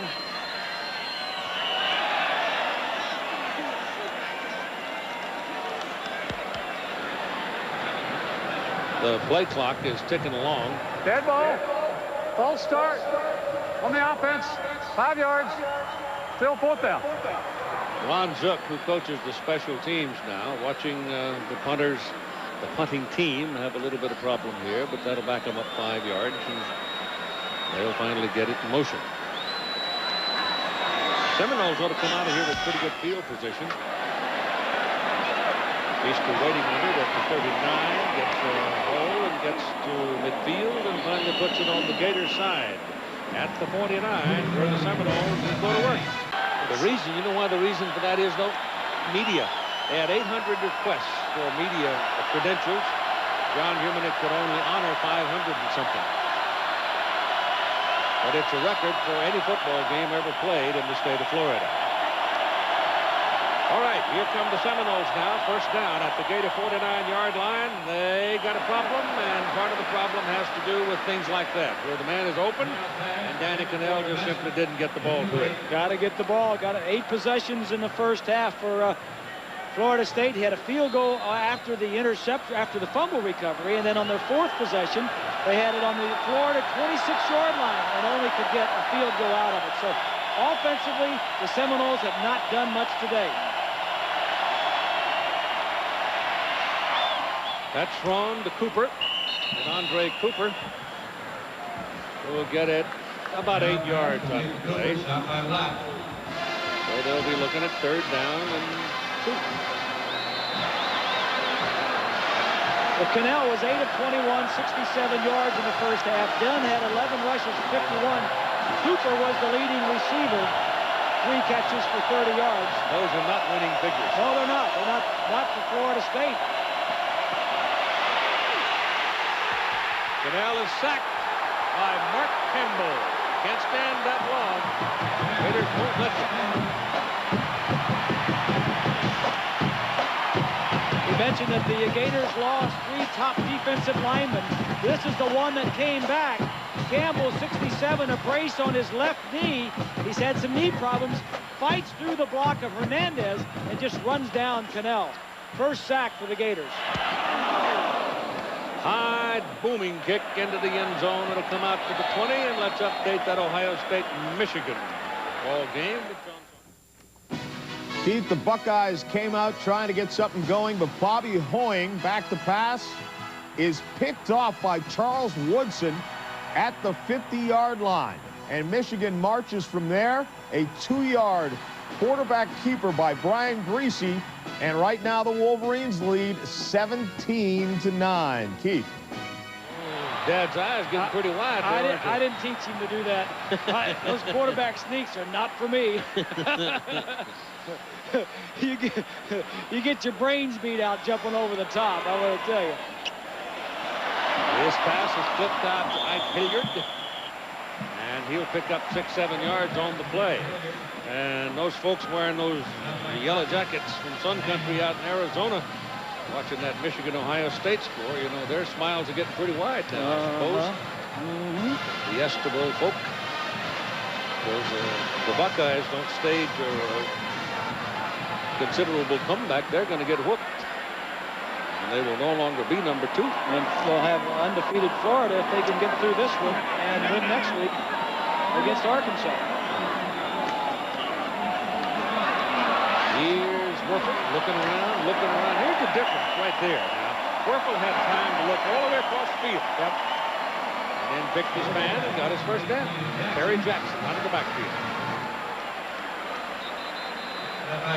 First down, Floyd.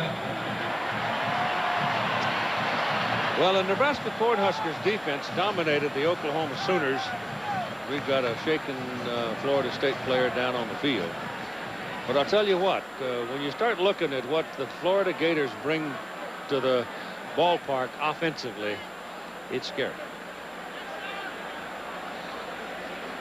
That could be Sam Cowart down on the field shaken up, so we've got a timeout for him.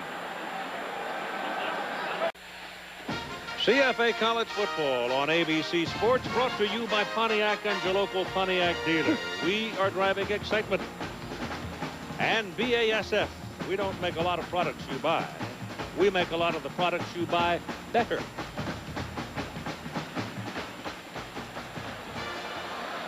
Sam Cowart was the man shaken up.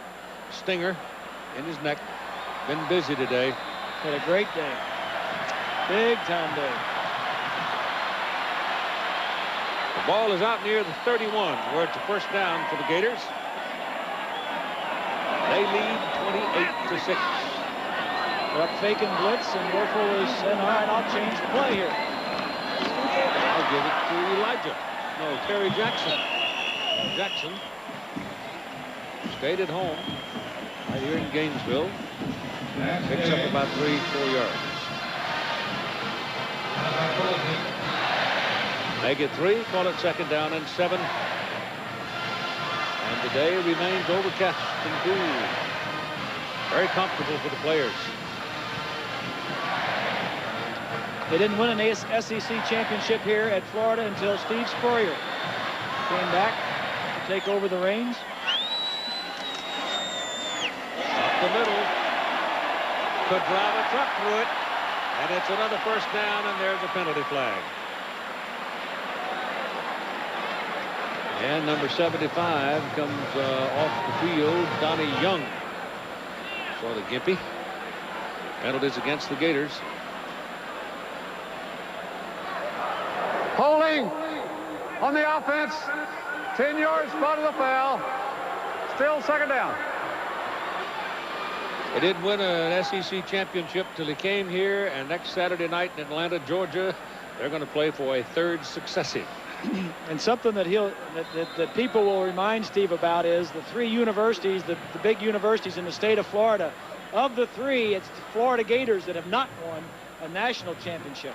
Bobby Bowden has won 1, and the Miami Hurricanes have won 4. Of course, when you go out recruiting, those are some of the types of things that are brought up and mentioned.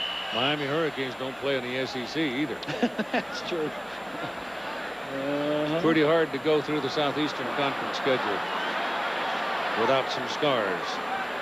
That's one of the Dead problems. ball. Encroachment on the offense. 5 yards. Second down. Well, the offense, after picking up a first down, are going the wrong way. Both of these teams are highly penalized teams in their conferences. Steve talking to Brian Schottenheimer there, who is sending in the plays.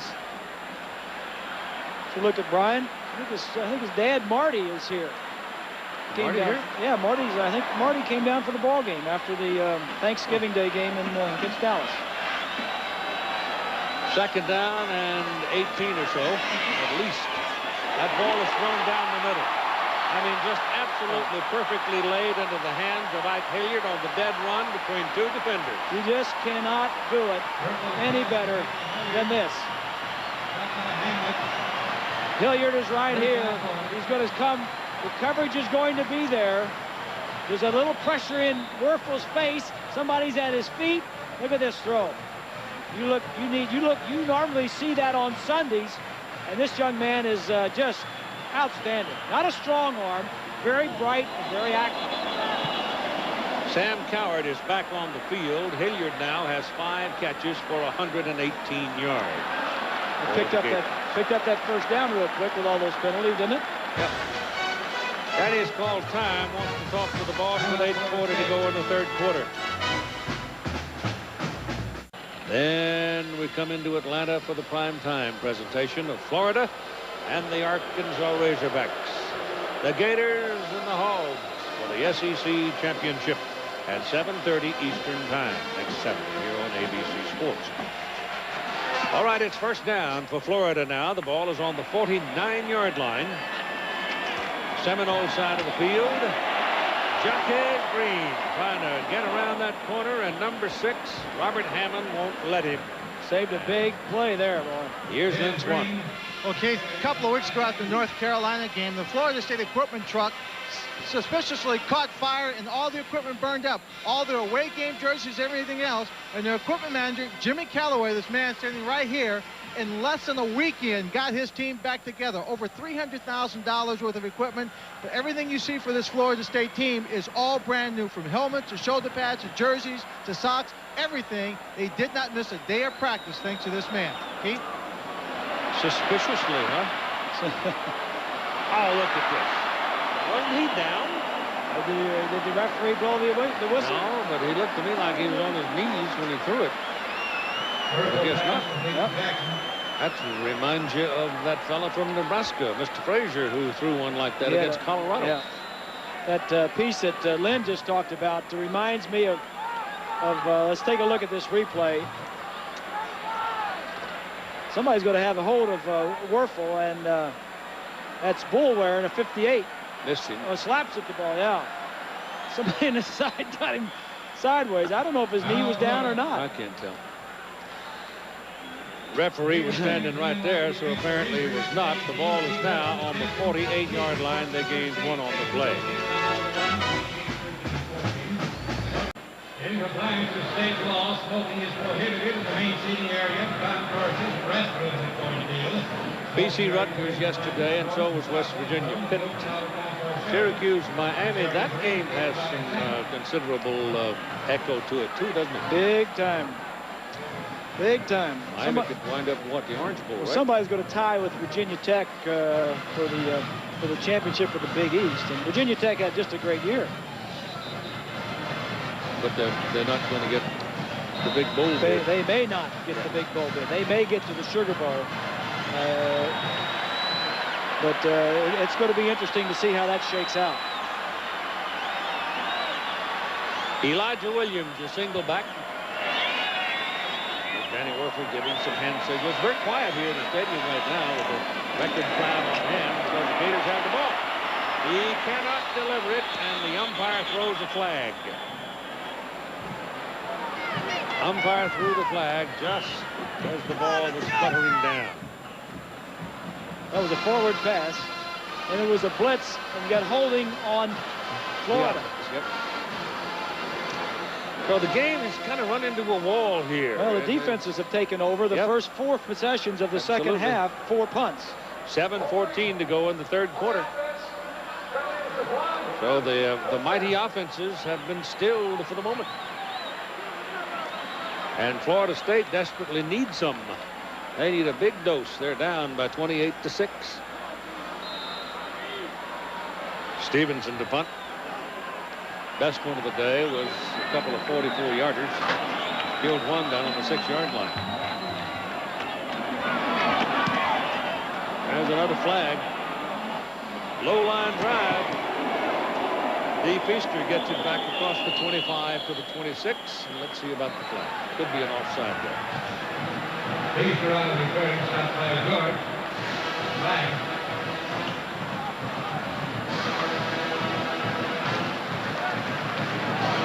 No, it's against Gators.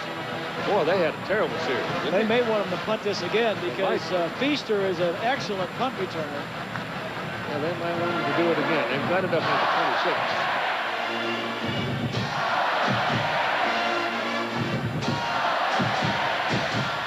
Texas with a big win over Baylor. Well, they've got to beat Texas A&M to be in the Alliance. Now they'll keep the ball where it is. Here's a look at the quarterbacks today, the hits and the hurries. Cannell has been sacked one time. He's been hit 5 and hurried 4 others. And Werfer, although he's been sacked 5 times and hit 9, he has been much more productive because he holds the ball a little longer and has been throwing it deeper. Warwick Dunn heading outside, splits him and gets the first down. That's the best run of the day. Well, he is Mr. Excitement, that young man. Warwick Dunn runs for about 13 yards, his longest gain of the day.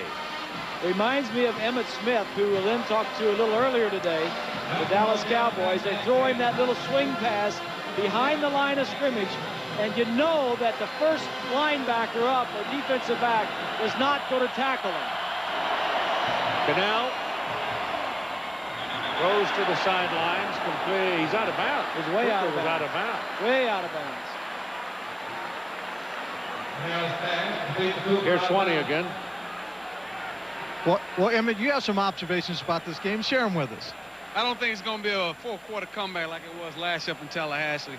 1, we got our fans here in the swamp. 2, they're playing on the road.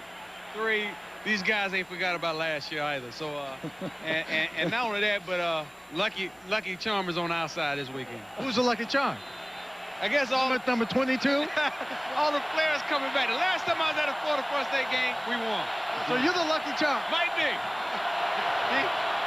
Second down and 10. Cannell has a man wide open and hits him. Cooper. And Cooper's forward progress will be down to about the Gator 46-yard line for a first down. You know, Lynn was talking a little earlier about that equipment truck for Florida State losing them. You know, when I was playing, there was a lot of guys that never wanted the equipment man to even clean their helmet during the week, let alone change it for a game. And I can just imagine there was a lot of favorites, a lot of superstition. Coaches wanted to wear the same pair of pants, the same socks each week, shoes. Cannell looking around and throws it into the crowd out of bounds. It was intended for Wiley, number 15. Remember, when I first went with the Dolphins, we had a guy by the name of Wahoo McDaniels. He was a linebacker, and you never got near his locker, let alone his helmet, because and that thing at the end of the year, you know, you could smell it from across the room where my locker was. But don't touch his helmet. Guys are funny about that. Second down and 10. Dunn. There he goes. There he goes. Tough run. First down. Seminoles at the Florida 16. Tico Brown kept him out of the end zone. 6:15 to play in the third quarter. We mentioned the game story is Dunn, and I think Dunn is a kind of a security blanket for Cannell. The better Dunn does, maybe Cannell's going to, come on, nobody can tackle him. He just runs through tackles. That time he hit the angle. Rock Preston gives him a breather. Has the ball going right up the middle. Inside the 10, down to about the 9. That's a pretty good game. Close to 8 yards for Rock Preston.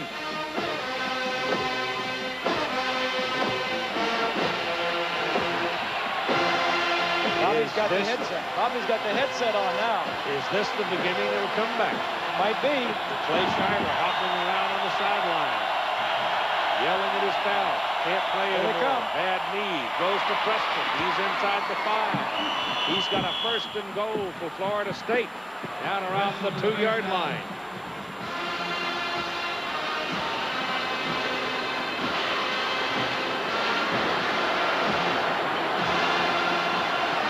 Dunn's back in.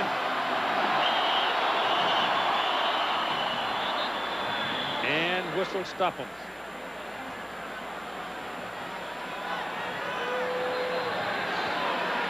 There were people still running on and off the field. Well, it was because of the hurry-up offense of Florida State. Florida didn't have their goal line personnel in there and called timeout. Bobby runs that speed-up, hurry-up offense even on the goal line. The Gators have one timeout remaining.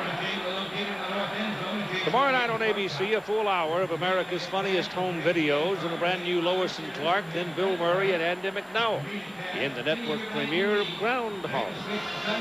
Groundhog Day, the best way to wrap up your holiday weekend. Tomorrow night here on ABC. I saw that movie. I enjoyed it.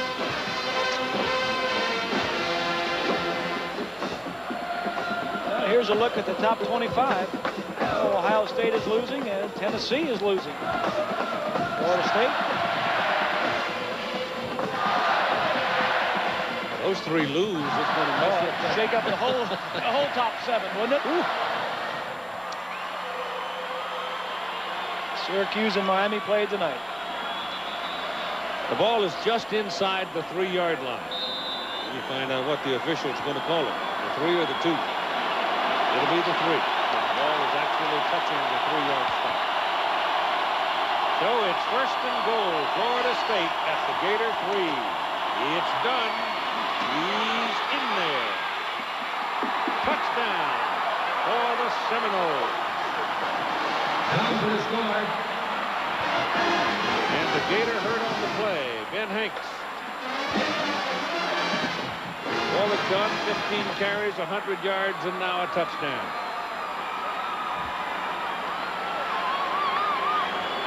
It's a little interesting, Keith. Look at this. You've got 5 guys to the left of the center, only 2 over here, but yet when they run the play, they're going to run it to the short side of the field. Bates was there to make the play, but Dunn just got underneath him. Hanks is being assisted a bit as he comes off the field. He's shaken up quite a bit. They're down 16 points now, Keith. Everybody's got one of these things where you know when to go for 2 points and when not to go for 2 points. It's a chart that most all the coaches have in the press box, and it's a time-worn thing that if you're down by 16, it's beneficial to go by 2 because it gets you down, only be down by 14 if you make it. That's 2 touchdowns. So there's a time to go for it. The big difference between 12 and 14. Yeah. Clearly. All right. Cadell's up under center. Dunn comes in motion, becoming a receiver, and Cadell back to throw. Dunn, good. He throws to Green for the 2 points, and it's a 28-14 ball game with 5.5 minutes to play in the 3rd quarter. Well, everybody has a 2-point play. That Florida State, they just kept sending guys out, motioning, and the defense was confused. That's the first time today that the Seminole offense has looked sprightly. Yes. And it was keyed by the runs of Warwick Dunn. It's a big play, big confidence builder right there for Danny Cannell. Has not had a good day. And I think the better that Warwick Dunn does, I think the better Danny Cannell will do, because I think Dunn is kind of the pacifier, is the security blanket with Danny Cannell. It would be for me if any quarterback would have a back that close that can run and catch the ball. If he's doing well, it just picks everybody else up on the team. It depends entirely on your perspective here as to whether or not you want to say, well, the pressure now shifts over to the Florida offense to respond, or does it shift over to the Florida State defense to hold them? I'd say it's on the Florida State defense to hold them, because their team is down by 14 points. Scott Bentley will kick off with Green and Anthony, the deep people for the Gators.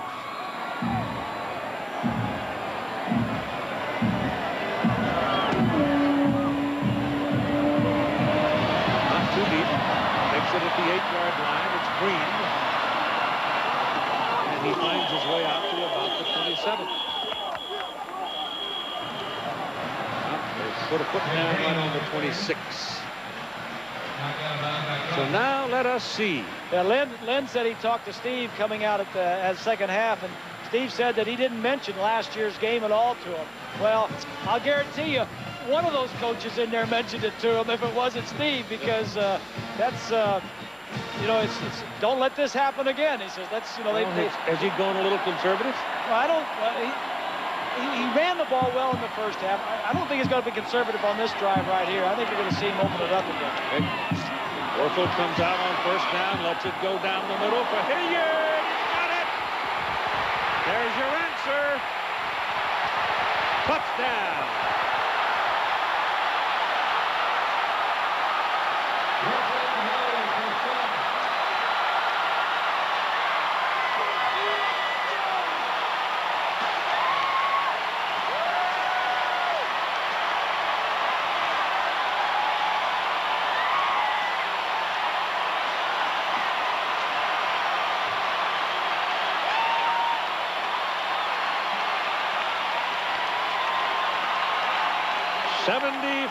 Yards,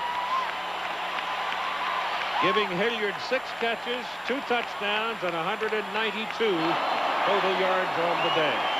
They don't like to see us come to town. Every time we show up, we have a big day. Edmiston for the point.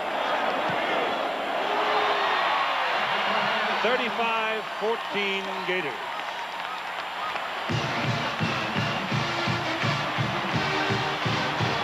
The two things that Spurrier does with his offense, Steve, that we've talked about. One, he spreads you from sideline to sideline with the 3 wide receivers. Hold it a minute. Now, then he's going to spread you vertically the way he throws the ball down the field. Hilliard, go ahead and run it. Hilliard was spread out. He had the defensive back spread. Now look at it. Hold it right there. You've got one-on-one. You've got one-on-one down here. Go ahead and run it. Now you've thrown it on the defensive back. You spread them by the alignment. You spread them sideline to sideline, and then you stretch them vertically down the field. Here's from behind. Little play action on first down. Holds the safety at the top. That's Hamlet. Great throw. Good speed, got the ability, get your speed receivers down there. And I'll be surprised if that doesn't turn out to be a will breaker. Werfel says, we've done that before. Just a little class right there.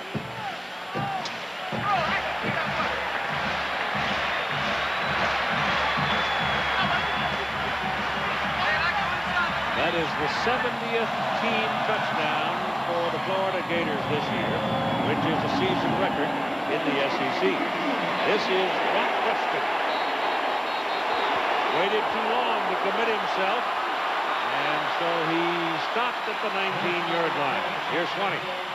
Well, Keith, you were talking about Steve Spurrier and what he did at halftime. One of the things he also said was the way they were able to score in the first half was that they were able to find enough time to protect the quarterback. He said if he can give Danny, his quarterback, the time, that he will get the ball in the air and in the end zone. And another thing struck me about this team when they came out in the field, they're all making train noises, Keith. They're all saying this train is not going to stop until the game is over. They're looking for another 30 points in the second half. First down at the 19 now for the Noles as Cannell rolls out, gets his pass off, and he's got a man out there, and he caught the ball.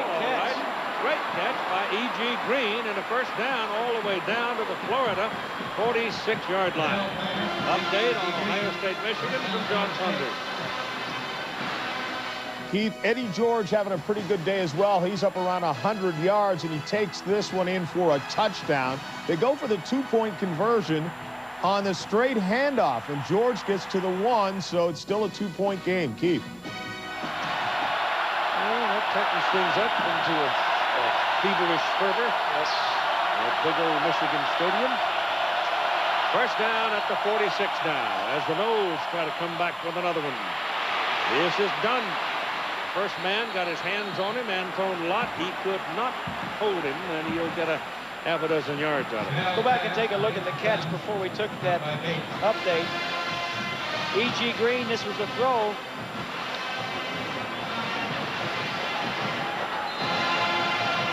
The ball hit the ground before he had possession of it, but fortunately for the Seminoles, the official was not on that side of his body to see it. And they don't give him the half a dozen yards it looked like he might have had. He got only 2 because he hit the chalk. Here goes Dunn the other way. Look at that cut. First down. Is this kid good or what? Whoa. They had him nailed to the wall, and he just planted and cut back and picked up 8 yards, 9 yards, and moved the chains.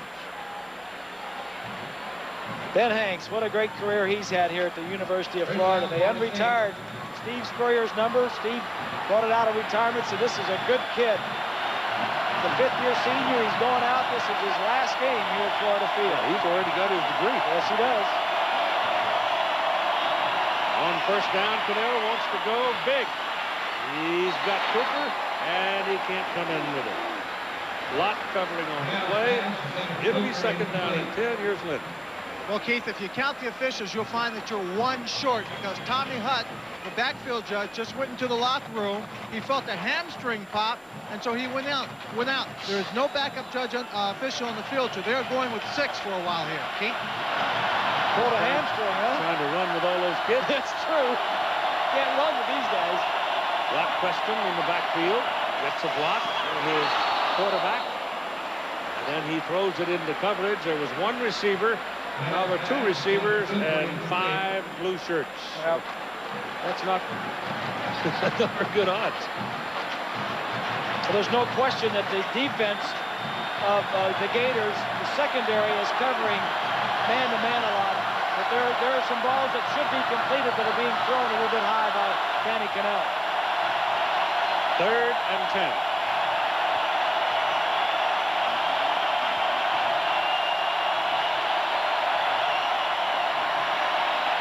Down the middle. Green caught it and held on. Great catch that is. I mean, Green took the punishment, and Tico Brown is down on the field. Green and Brown, 2 colors. Right here. Banged together with fierce blow. Right here. And look at this. The safety right in the middle of the field. He has a clear shot at this. The receiver knows he's going to get hit. Take a look at it from the goalpost cam at the end of the field. Cannell looking the whole way. Receiver hangs on. Tough catch. E.G. Green has made 2 big plays in this possession for Florida State. Tico Brown, the defensive back, is the one that stays down. It's maybe a shoulder, maybe got the wind knocked out of it. Looked like he got hit in the upper shoulder area, didn't it? 3:48 to play in the 3rd quarter. 35-14. Seminoles stuck it in the end zone. 1 play. Florida answered. You know what's happening here is Florida State, offensively at least, is coming alive. The last 2 offensive drives, Cannell has hit some passes, and they're moving the ball. So we may have a few more points scored in this ball game, boss. Could be. Well, they got Brown turned over, and they're now talking to him, apparently. Coming up next, after the ball game, we'll start coverage of the Skins game with defending champion Tom Watson, getting the challenge from Fred Couples, Corey Pavin, and Peter Jacobson. Corey and Peter are rookies in this. It'll be from the Deserts, Palm Deserts, Bighorn Golf Club. Since you shot your age a while back, were you invited to play in that? No. I'll take my man Corey Pavin and give you the other 3. Oh, you would, wouldn't you? Yeah. I don't know. I mean, I like, I'd take them all, but I'll take my man Corey. He's a gamer. Yes, he is. And they may need two microphones on Jacobson. He may wear out one. Mike Harris replaces Tico Brown as he comes off the field to collect himself. He's working all right. Warwick Dunn and Pooh Bear Williams in the backfield. Pooh Bear's in front. Warwick following him on first down from the 15. He's close to a 5-yard gain on the play. Pooh Bear Williams, a 266-pound sophomore, he just gets out there like a pulling guard and lets it rip. He didn't carry the ball much. Pooh Bear is a blocker and sometime receiver. Give him 4, make it 2nd down and 6.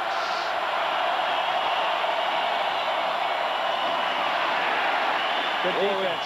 Gone in there for about a yard. He'll now have 1,235 yards, and that'll break Sammy Smith's Florida State season rushing record. Warwick Dunn's got a year to go.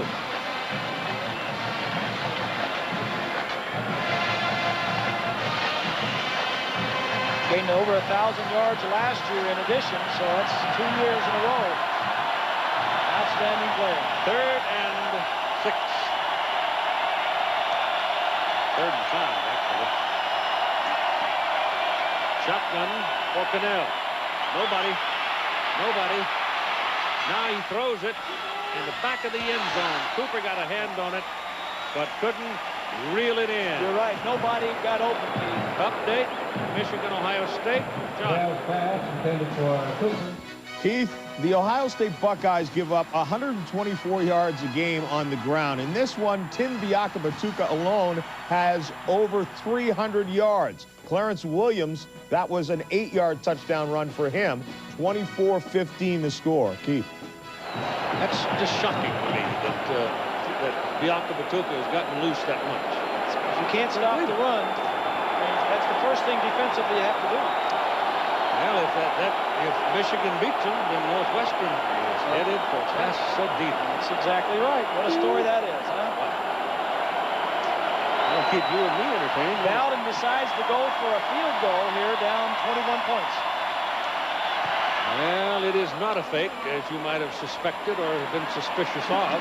He knocks it through, and that'll make it a 35-17 ball game. That speaks very well. He's got a lot of confidence in his offense, and he can come back. Plenty of time to score. 2 minutes and 20 seconds remaining in the 3rd quarter. As to the condition of Tico Brown, here's Swannick. Well, Keith, they brought him off to the sideline. He has a concussion. They will sit him down on the bench for a while, see how he responds. He is not necessarily out of the ball game for the rest of the day. And when you commented about the way he was walking, you should have seen it from this angle. It looked like his legs were just rubber. They just barely got him over to that bench. You knew that walk, huh, Lenny? I'm very familiar with that walk. You've been there before, huh? I'll tell you, he will always remember that he was up in this ball game. If something were to dramatically change, he'll never remember the comeback. Yeah, you don't have a slight concussion. I mean, I'd be very surprised if he comes back to play today. You don't mess around with those things. No.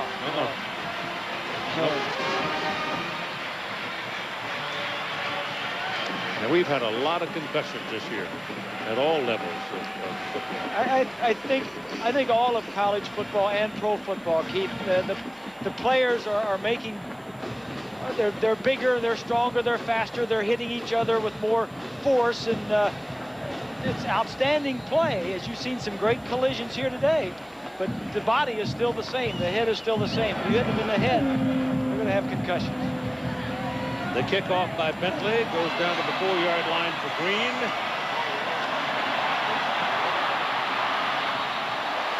Pretty good return. Yeah, give Ron Zook, the special teams coach for the Gators. He's done a good job all year long. They've blocked 7 punts as the Gators. They've returned the ball very well. This possession will start at the 39-yard line. If Florida State is to get back in this game, their offense seems to be coming alive. Their defense has to stop, or at least slow down the Gators. Well, last time he went big on first down. Down the middle. This time he runs it. Goes to Elijah Williams, and a penalty flag.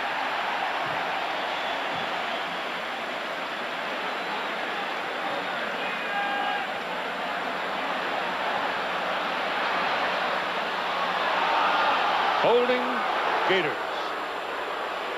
There's a bunch of booing going on because the faithful here thought there was a late hit. So did Steve. There's Mickey Andrews, the defensive coordinator. Says there's no easy way. You have to mix it up. You have to blitz some. Blitzes were good early. In fact, they have 5 sacks on the day of Werfel, but the secondary has just not held up. When you put man-to-man coverage, the receivers for Florida have beaten the defensive backs for the Seminoles. And of course, Werfel has had a great day just getting them the ball.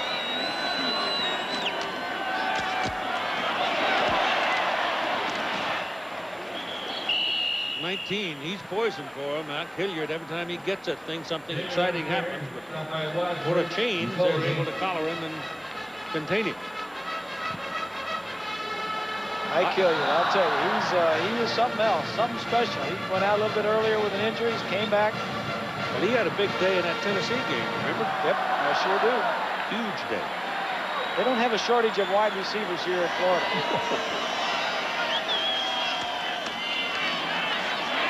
Werfel all day. And throws the ball behind Hilliard. And the pass is incomplete. Couldn't see. He had a pile of people right in front of him, and he couldn't see. Ended up throwing it behind him. And he is now 21 of 29 for 359 yards and 4 touchdowns. Every time the Florida State band kicks up their little war chant over there in the corner, the rest of the 83,000 start booing. Danny's got all that. Same play. Same play. Same result. Looked like the same coverage, too. This is the play that Steve was showing us on the board yesterday, Len and I. He got just exactly what he wanted, except the man in the slot who he was throwing it to couldn't shake loose. So they'll have to punt. At 1:07 to play in the third quarter, 35-17 ball game. And Elijah Williams, shaken up, is coming off the field. So there are several folks being dinged up. Going up, ball goes through the hands of Stevenson, and the Seminole clobbering. Back inside the 10-yard line on a bad snap from center.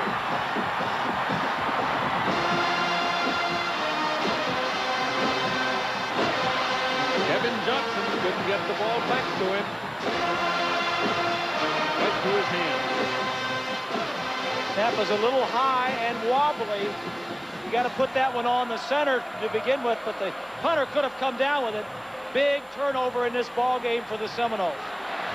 It's first and goal, Florida State at the Florida 8-yard line. 1 minute exactly to go in the third quarter.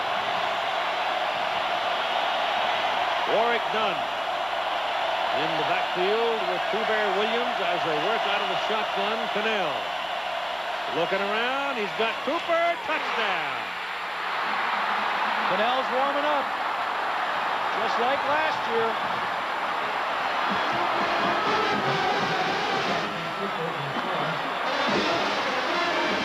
Oh my. Don't tell me folks are thinking about last year. Yeah. You could hear the breath go out of this place. 35-23, 53 seconds to go in the third quarter. Bobby's thinking they're both, as I mentioned earlier, they both average over 45 points. In fact, the Gators average 47, Seminoles average 51. So Bobby was thinking, hey, we're going to score a bunch more points. And you know Steve's thinking about it. 1-point try. Squibbed it through there. Wasn't terribly authoritative, but it was in. And it's 35-24. Watch Cannell on this one here as I get this thing going. Here's Cannell. He's going to look to this side for the longest of times, but he's going to come back and hit Cooper from the opposite side of the field. It's not easy to do this. Watch, he's going to look to the right side of the screen. He's looking.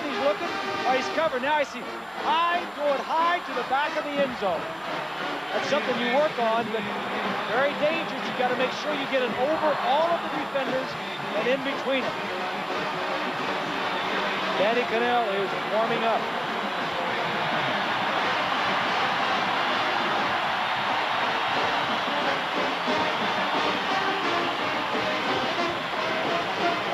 special teams problem there for the Gators.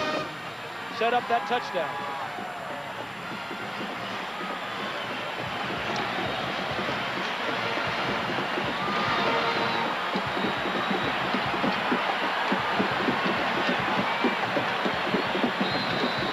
The deep people for Florida. Green and Anthony. And it is Green. He's taken down in a hurry by number 52 for the Seminoles, and they're jumping around. Linebacker. They'll put the ball at about the 22-yard line, where it's first down for Florida. The Seminoles know the history of this series, Steve, and the facts are, in the last 9 games, Florida has only won one time. There's been one tie, and Florida State has won the other 7. So they're 7-1-1 against the Gators in the last 9 years. 9 of 12 Florida possessions gone into FSU territory, though. So let's see what happens. They can hit you so quickly. They got Jackson and Evans in the backfield. You put that between. He's man wide open with Del Anthony, and he just makes the catch for first down, 2 more yards. It's first down for the Gators at the 36-yard line. Here's 20. Keith, number 25, Elijah Williams, was taken into the locker room. The team doctor for Florida said he has a right shoulder separation, and they are taking him over to the infirmary to get x-rays done at this moment. That's bad news for next week for Florida. Well, Fred Taylor, another tailback, is out. They've had injuries at that position all year. This is Jackson carrying, Terry Jackson. You can never have too many running That backs. is the truth. And Terry Jackson was not even counted on early in the season.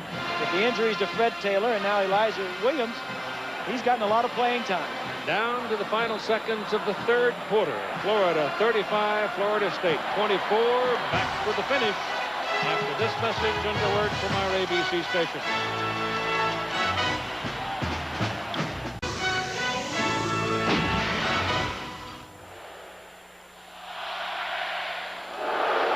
The score, based around that sign, is 35-24.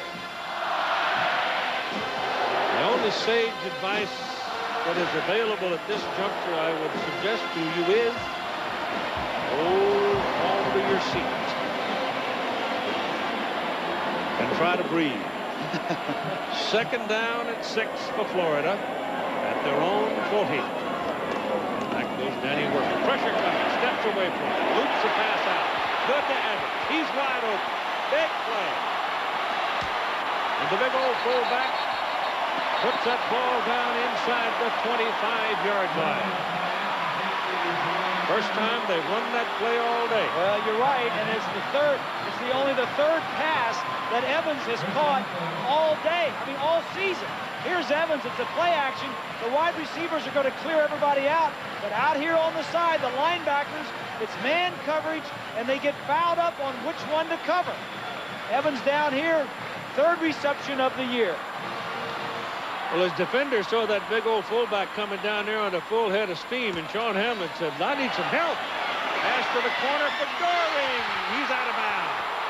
He's out of bounds. I'm not so sure. That was a great catch and a poor throw by Werfel. That ball could have been thrown a little bit better to the inside. There's a good look right here on Capers, 23. A little fade route. He had a step on him. Let's see. Ball, foot, possession? No. Huh?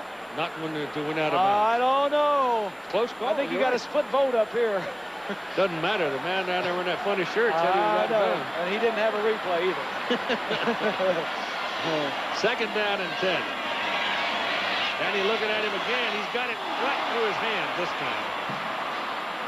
I mean, that ball was right where it had to be for Chris to Werfel knew that it could have been a completion.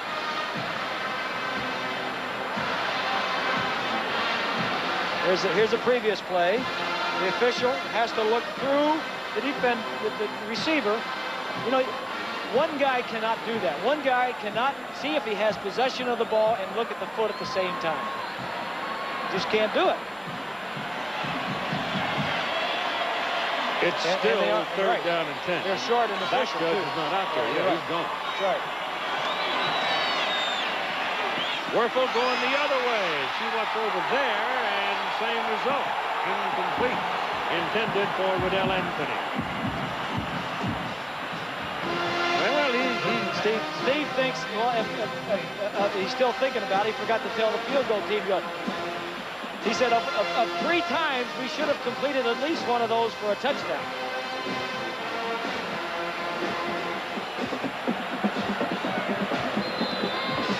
Their field goal kickers don't get many opportunities. Only 4 of 8 on the year. It's a pretty good size, 42 yards. But it's pretty big, too, if he can get it. Oh! Short.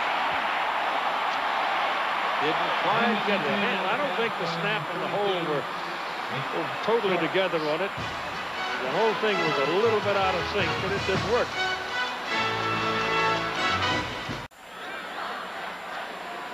Replay of the field goal try. Was a little late getting down. Just didn't have enough on it. Florida's offense doesn't rely on field goals. They've scored 69 touchdowns this year and only 4 field goals.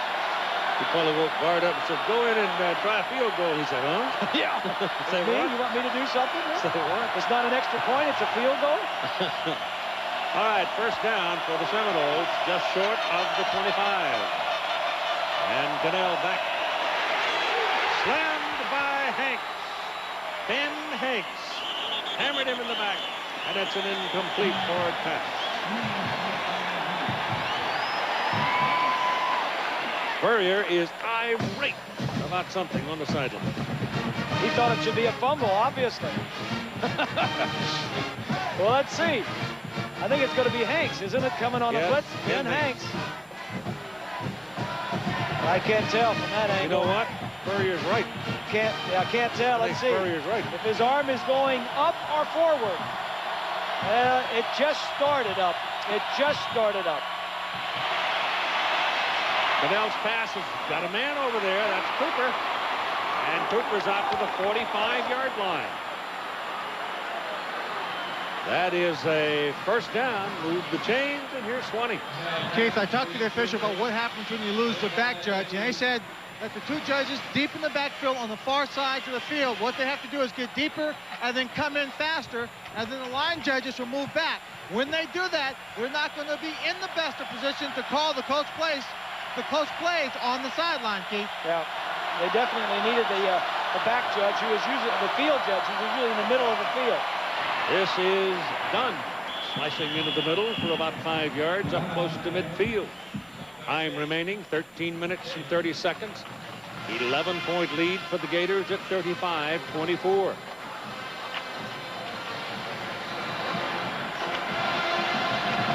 Put it on the 49 for second down and 6.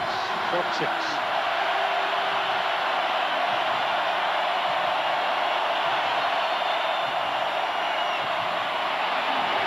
Nothing doing. Little bit of a mix-up in the backfield there. Dunn couldn't quite break free and get himself planted before Ed Chester could get a hold of him.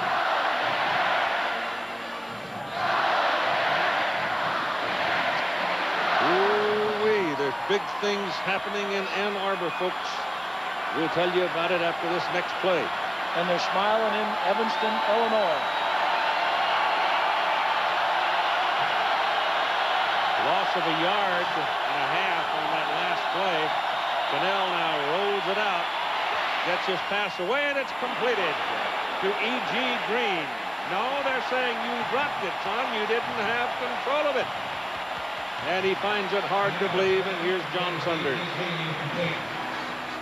And Keith, here's what you were talking about. Brian Gracie goes to Jay Remersma, and he hauls it in down the sidelines, gets it down inside the 5-yard line, and Tim Biakabatuka, this man once again punches it across. He has 306 yards on this game against a team that averages about 120, and you can see in Evanston the cheers are up.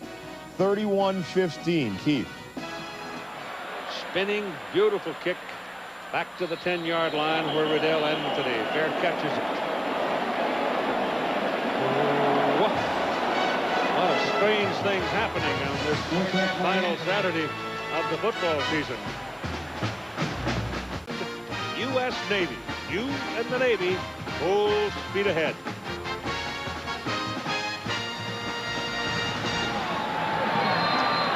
Florida's ball. First down at their own 10 with 12 minutes and 17 seconds to play in the ball game. Terry Jackson is in the backfield. Remember, Elijah Williams may have a separated shoulder, and Jackson will have a yard. That's all. Jackson out of carry. Sam Coward and Todd Rebold on the tackle. You know who's had a quiet day as far as having his name called? Is Darrell Bush. Bush, he's been in there and he's been a factor, but Coward has had a huge day. Bush just goes out when the nickelback came in.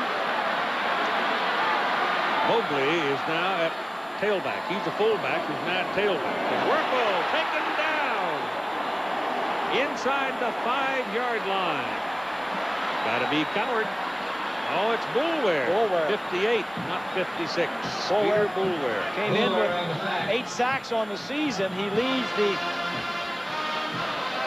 ACC in sacks. Boulware does. He and his teammate Wilson have the same number now. They both have 9 on the year. It is now 3rd and 15 for Florida. Ball is back at their own 4. Seminoles trying to hold him. Trying to get field position, get the ball back, and Werfel out of his end zone. Goes down the middle of the field and completes the Goring for a first down. Oh, boy. Chris Goring. I will tell you, you talk about a big-time play in a crunch situation. Man-to-man coverage. I hope Rebold doesn't stay with him all the way. Rebold covering Doring? Yep. No way. You're right. When Werfel saw that, he just waited and hoped that he had enough time. The way he stepped up in the pocket, you knew he's going to have a receiver open because he stepped up confidently and threw it. 6 catches for Doring, 112 yards and a touchdown. But he will not have a bigger one than that. A little option move down the line and the pitch to Terry Jackson, and he turns it across to about the 38-yard line. If time permits, we'll have the Thrifty Car Rental postgame report and scores and highlights from around the country.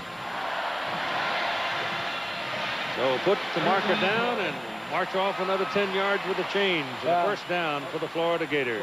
The Gators break out a little option, and Danny Werfel, you don't want to run that too often with him, and they don't. But that was a critical time, and he got hit pretty good after he couldn't. Jackson remains the man deep in the backfield.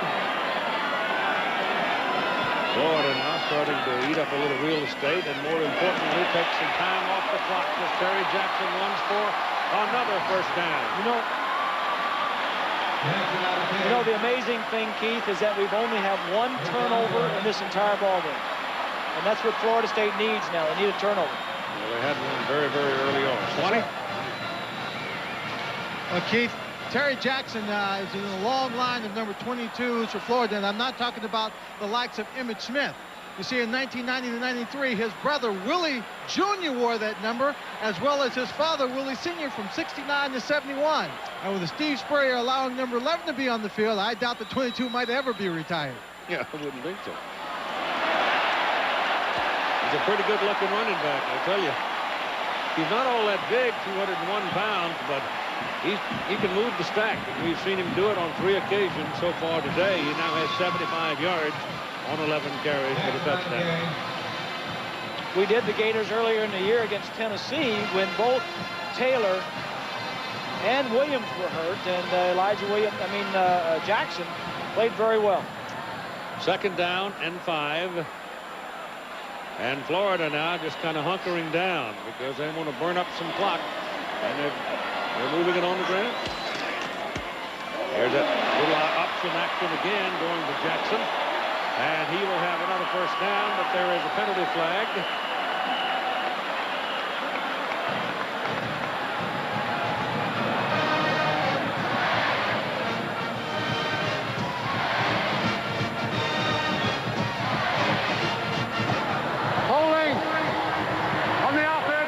On the Gators. Let's update Ohio State, Michigan with John. Still 2nd down. Keith, the Buckeyes trying to make one last march. Bobby Hoying back to pass. Spots Buster Tillman. Touchdown. They go for the 2-point conversion. Eddie George out of the backfield catches the pass. They have the 2 points, and now within 8. 31-23. Keith. We didn't expect that. Tie, though. A tie would still send Northwestern. Yeah. Tie would still send Northwestern. It is now 2nd down 11 after the holding penalty. Werfel's passes away to the sidelines complete. Guess who? Who is the money man? Chris Doring. Just draw your attention to Doring. Capers is the defender. This ball is thrown right on time. He breaks, and the ball is out there. There it comes. You know, that guy is good enough. He doesn't have great speed, but he's good enough to play at the next level. Chris Doring. 39-yard line, 1st down for the Gators on the Seminole side of the field with 8.5 minutes to play in the ball game. 35-24, Gators lead. And Terry Jackson can't get his engine running on that one. And he will lose the yard. I think Steve is aware of the fact that we need to take some time off the clock. He's run a couple of option plays to get some yardage. And he's up by 11. I'd like to see that clock continue to run.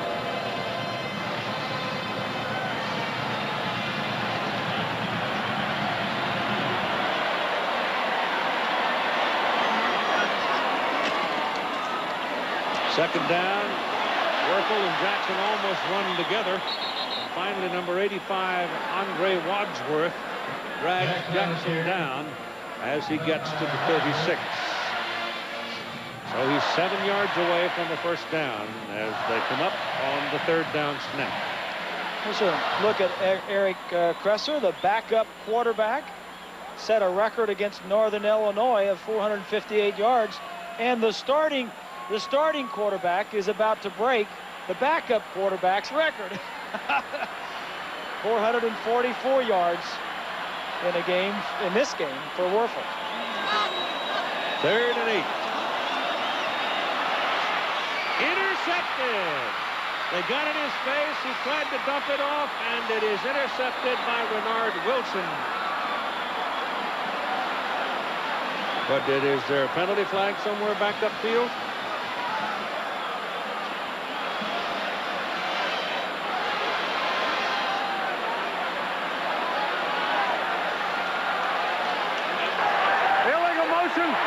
It's against the Gators. Seminoles refuse it. Florida State's ball with 7:01 to play in the game.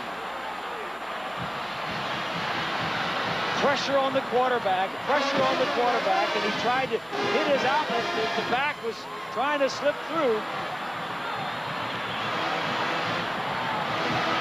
It's another turnover, big turnover. These guys could wear you out. You know that? What? He's going to try. He's going to try and hit the back right here. He's going to step up and block. Now watch, as when the pressure gets there, he's going to try and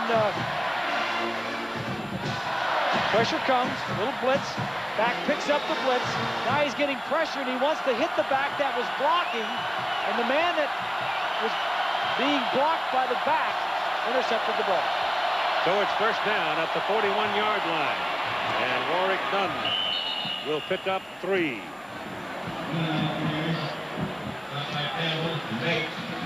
The coach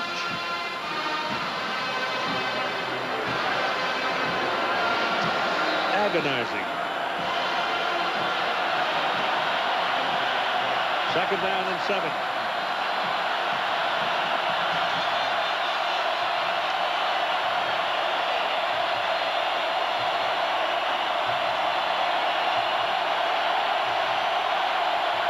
He's giving hand signals to the wide receivers. Going deep for Cooper. Intercepted on the ricochet by Antoine Lott.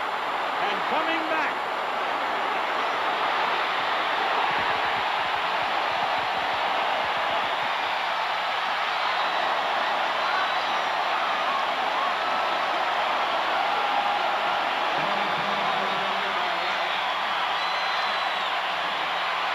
Well, we talked about turnovers earlier. There weren't many, but there's been a barrage of them here lately. Checked off to a streak down the sideline. Looked like that Lott may have interfered with Cooper. Then Cooper may have pushed off. And then Lott finally makes a good play. Looks like to me that's the defensive interference. And then offensive shoved him out of the way. That's just a good reaction by Lott. That's an incredible play. Yeah, it is. And some good camera work by our crew, yeah. Come at this point of the ball game, it's just incredible. Florida first down on the 30-yard line. I mean, Cooper had the ball on his hands in the end zone and then lost it. Boom, it's back out at the 30. Whew. Well, let's see what Steve goes to here. He's been throwing the ball all year. He just had one picked off in a strange manner, but still in all, it was strange when he picked off. He had another turnover that gave FSU a touchdown on a bad snap from a punt formation. So a couple of turnovers. Maybe it's time just to hold on to the ball, see if you can run it. 5 minutes and 20 seconds to play in the game. Whistle, stop him. 35-24, Florida. Penalty flag. Dead ball. False start on the offense. 5 yards. Second down. It'll be second down and 13 now after the 5-yard penalty. That's a big interception there. I mean, Florida looked, they could have got Mickey Andrews, the defensive coordinator who had pressure, forced that interception by Werfel, and then Florida State gave it right back.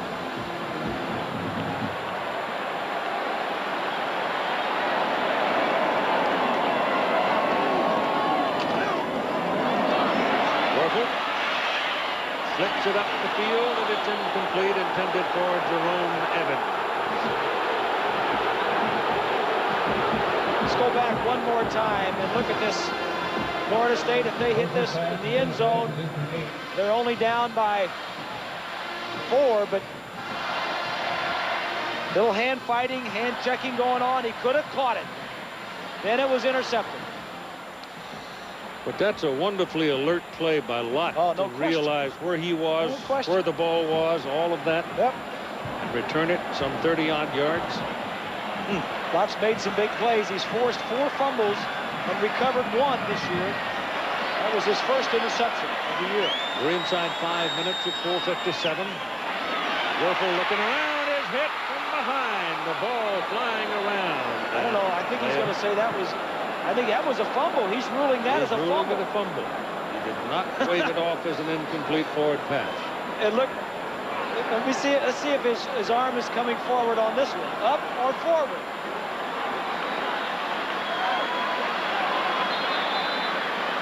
No, his arm was not coming up. That was a good call by the referee. The referee's made 2 good calls. It's Mawsey. Courtney Mawsey is the referee. So it is 4th down and 21. Robin Stevenson is in the ball game, and Robbie needs to hit one here for the Gators at 4:10. Gets it out, and he did hit a good one. He's run Feaster back up the field. Ball bouncing around, and he has no chance to return it. Kicked it over his head. All the way down to the Florida State 17-yard line. There is a penalty flag on the ground back at about the 38 on the Florida side of the field. As of the moment, that's a 61-yard punt. Longest ever for Stevenson.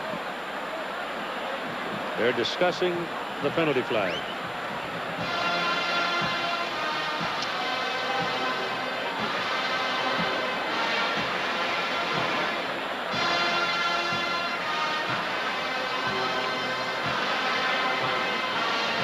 A hole during the kick on the offense. Gators have made a lot of mistakes here in this fourth quarter, Bob. Well, they have, and you know, the Gators have always been a highly penalized team. They're 10th out of 12 teams in the Southeastern Conference as far as being most penalized. They've been in a position to kind of slam the door on this thing, and they just can't do it. So this is going to make them come back, and they're going to lose that 61-yard punt. Have a hole during the kick on the offense. 10 yards, previous spot, still fourth down. And here's Lentz one. Keith, Elijah Williams, number 25, after x-rays were taken, that separated shoulder was downgraded to a sprained right shoulder. He is back on the sideline, but if he can't get back in the ball game, can't play, obviously he is not going to be a very happy young man. He came out inside and he tested his shoulder a little bit, but as you can see, he's walking around without his helmet. You know what that means. They took it away from him. They just don't want him to run back out there. Well, they need him next week, too. Well, this kid running punt returning, Feaster, is very good. He's an outstanding punt returner. So they lose a 61-yard punt on the hold call, and now Stevenson's back in the end zone, hits it on the one, and this is end over end coming up field, and Feaster needs to pick this one up and move it back up the field, and he does. Almost popped out of there with it, but they get him just inside the 45. 3 minutes and 47 seconds to play.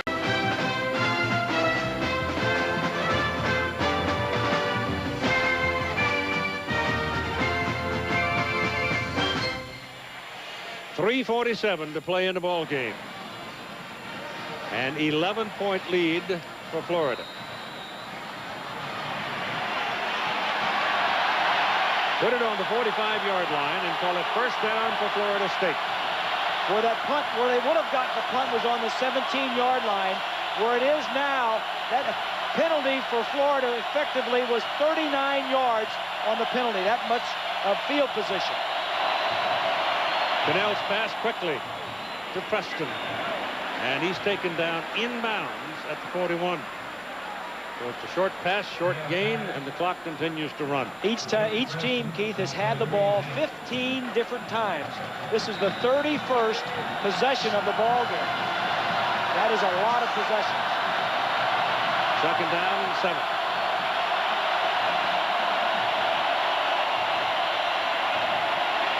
Cannell down the middle, too high, intercepted by Mike Harris.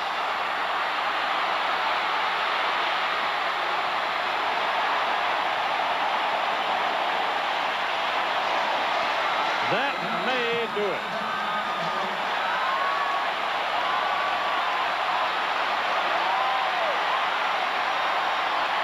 Mike Harris, who came on in relief of the injured Tico Brown, made the interception. He just overthrew it. Here's the receiver. Here's the defensive back right here. If they want to hit the square in, just throws it a little bit too high. If he would have waited a little longer, may not have had time to wait with the pressure that was being put on him. If he waited a little bit longer, it would have been a lot clearer in the center of the field. Florida ball at the Florida State 43. And this is Terry Jackson down to the 36. And update again from John.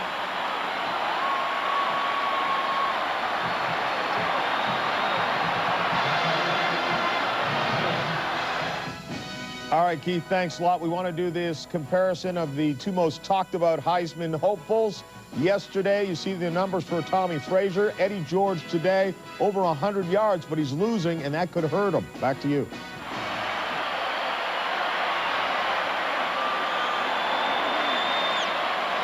Second down and 3.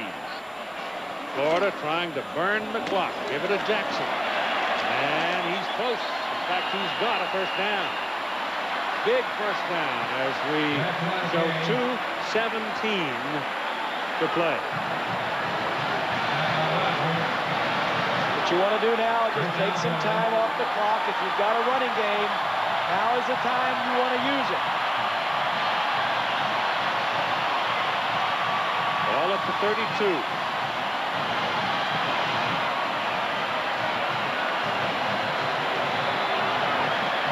Gators have slowed their pace now. They're using all they can on that play clock. Werfel standing, watching it go to 5, 4, 3, takes it on 2, gives it to Terry Jackson, and he's cut down quickly. Next Saturday here on ABC Sports, a college football triple header. Starts with Army-Navy. That's at noon. Then at 3:30 Eastern, Longhorns and the Aggies. And then 7:30 in the evening, these Florida Gators and Arkansas in the SEC Championship game presented by Dr. Pepper here on ABC Sports. Gators had 93 yards rushing. Watch him run it right down to 2 or 3 seconds. No, he snapped a little earlier. And the play is behind the line of scrimmage defensively, so they lose a couple of yards on that play. And 1:11 left to play in the ball game. Time called. The Gators leading by 11. The genuine Chevrolet most valuable players of the game are Sam Coward for Florida State, 13 tackles so far, 3 sacks. For Florida, Danny Werfel, 25 out of 39, 443 yards and 4 touchdowns. Chevrolet donating $1,000 to each school's general scholarship fund for outstanding students and their academic achievements. No remaining backs. Everybody spread out from sideline to sideline as Werfel runs a quarterback draw. And he does not get the first down, I don't think. Now again, let's check in with John. All right, thanks a lot, Keith. Ohio State and Michigan again. Bobby Hoying trying to mount one last drive. He's picked off by the freshman Charles Woodson, who was Ohio State Player of the Year in high school last year, doing it to his hometown state, and he takes off his second interception of the day. There's the reaction in Evanston as Northwestern knows in all likelihood they are now headed to the Rose Bowl because Michigan has done in Ohio State. It is now final. Michigan a winner over Ohio State. Bob Greasy, your son Brian, a big part of it. Congratulations. Thank you. I'd say, you know, John Cooper's had a great year in Ohio State. It's you can't take away from what John Cooper and Ohio State has done. You know, the story in Northwestern has been outstanding. A Cinderella team, Keith, all year long. You got to be happy for Gary Barnett, but really, my heart and congratulations goes out to Cooper and Ohio State for what they've done also. Yeah, that's a killer. Yeah. That is a heartbreaker. Yeah. 4th down, and the Gators are going to go for it at 1:08 to play. And Werfel going for the bundle to Doring. Incomplete. So they needed 11 yards on 4th down. They elect to go into the end zone for it, and they don't get it. And the Tennessee has gone ahead of Vandy finally at 12-7 in the 4th quarter. So you almost had another major upset there. So now with 1:01 to play in the ball game, the Seminoles get it back. And this one is going to belong, I think, to the Gators. With Ohio State, with Ohio State getting beat today, Keith, Florida will go up to number 2. And if they can take care of business next week with Arkansas, you'll have number 1 versus number 2.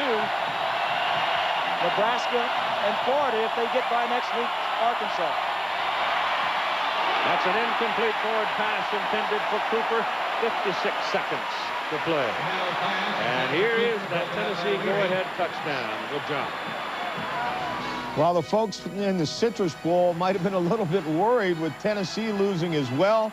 But Jay Graham punches this one in from a yard out, and Tennessee takes the lead over Vandy with about 2.5 to go. Chuck Rowe just fainted over here, the executive director of the Citrus Bowl, the Florida Citrus Bowl, because they were sitting over there feeling pretty good about Northwestern Tennessee matchup, and now Northwestern looks like they're headed for Pasadena. They were looking forward to having Northwestern. What a great story. The Cinderella team of the year, Gary Barnett, Northwestern. Well, we keep talking about that, but I want to tell you something. What Danny Ford and the folks did out at Arkansas ain't bad. Well, you're right. They came from nowhere. Here's your third down and short.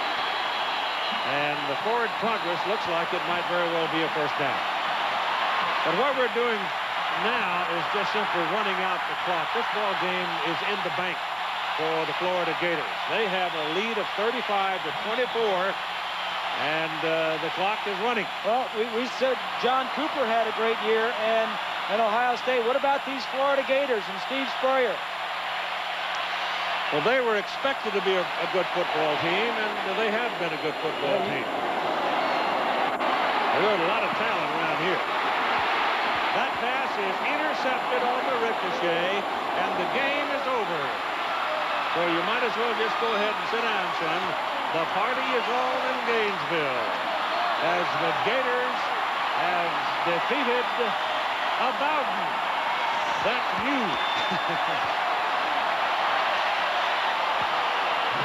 Your final score is 35-24.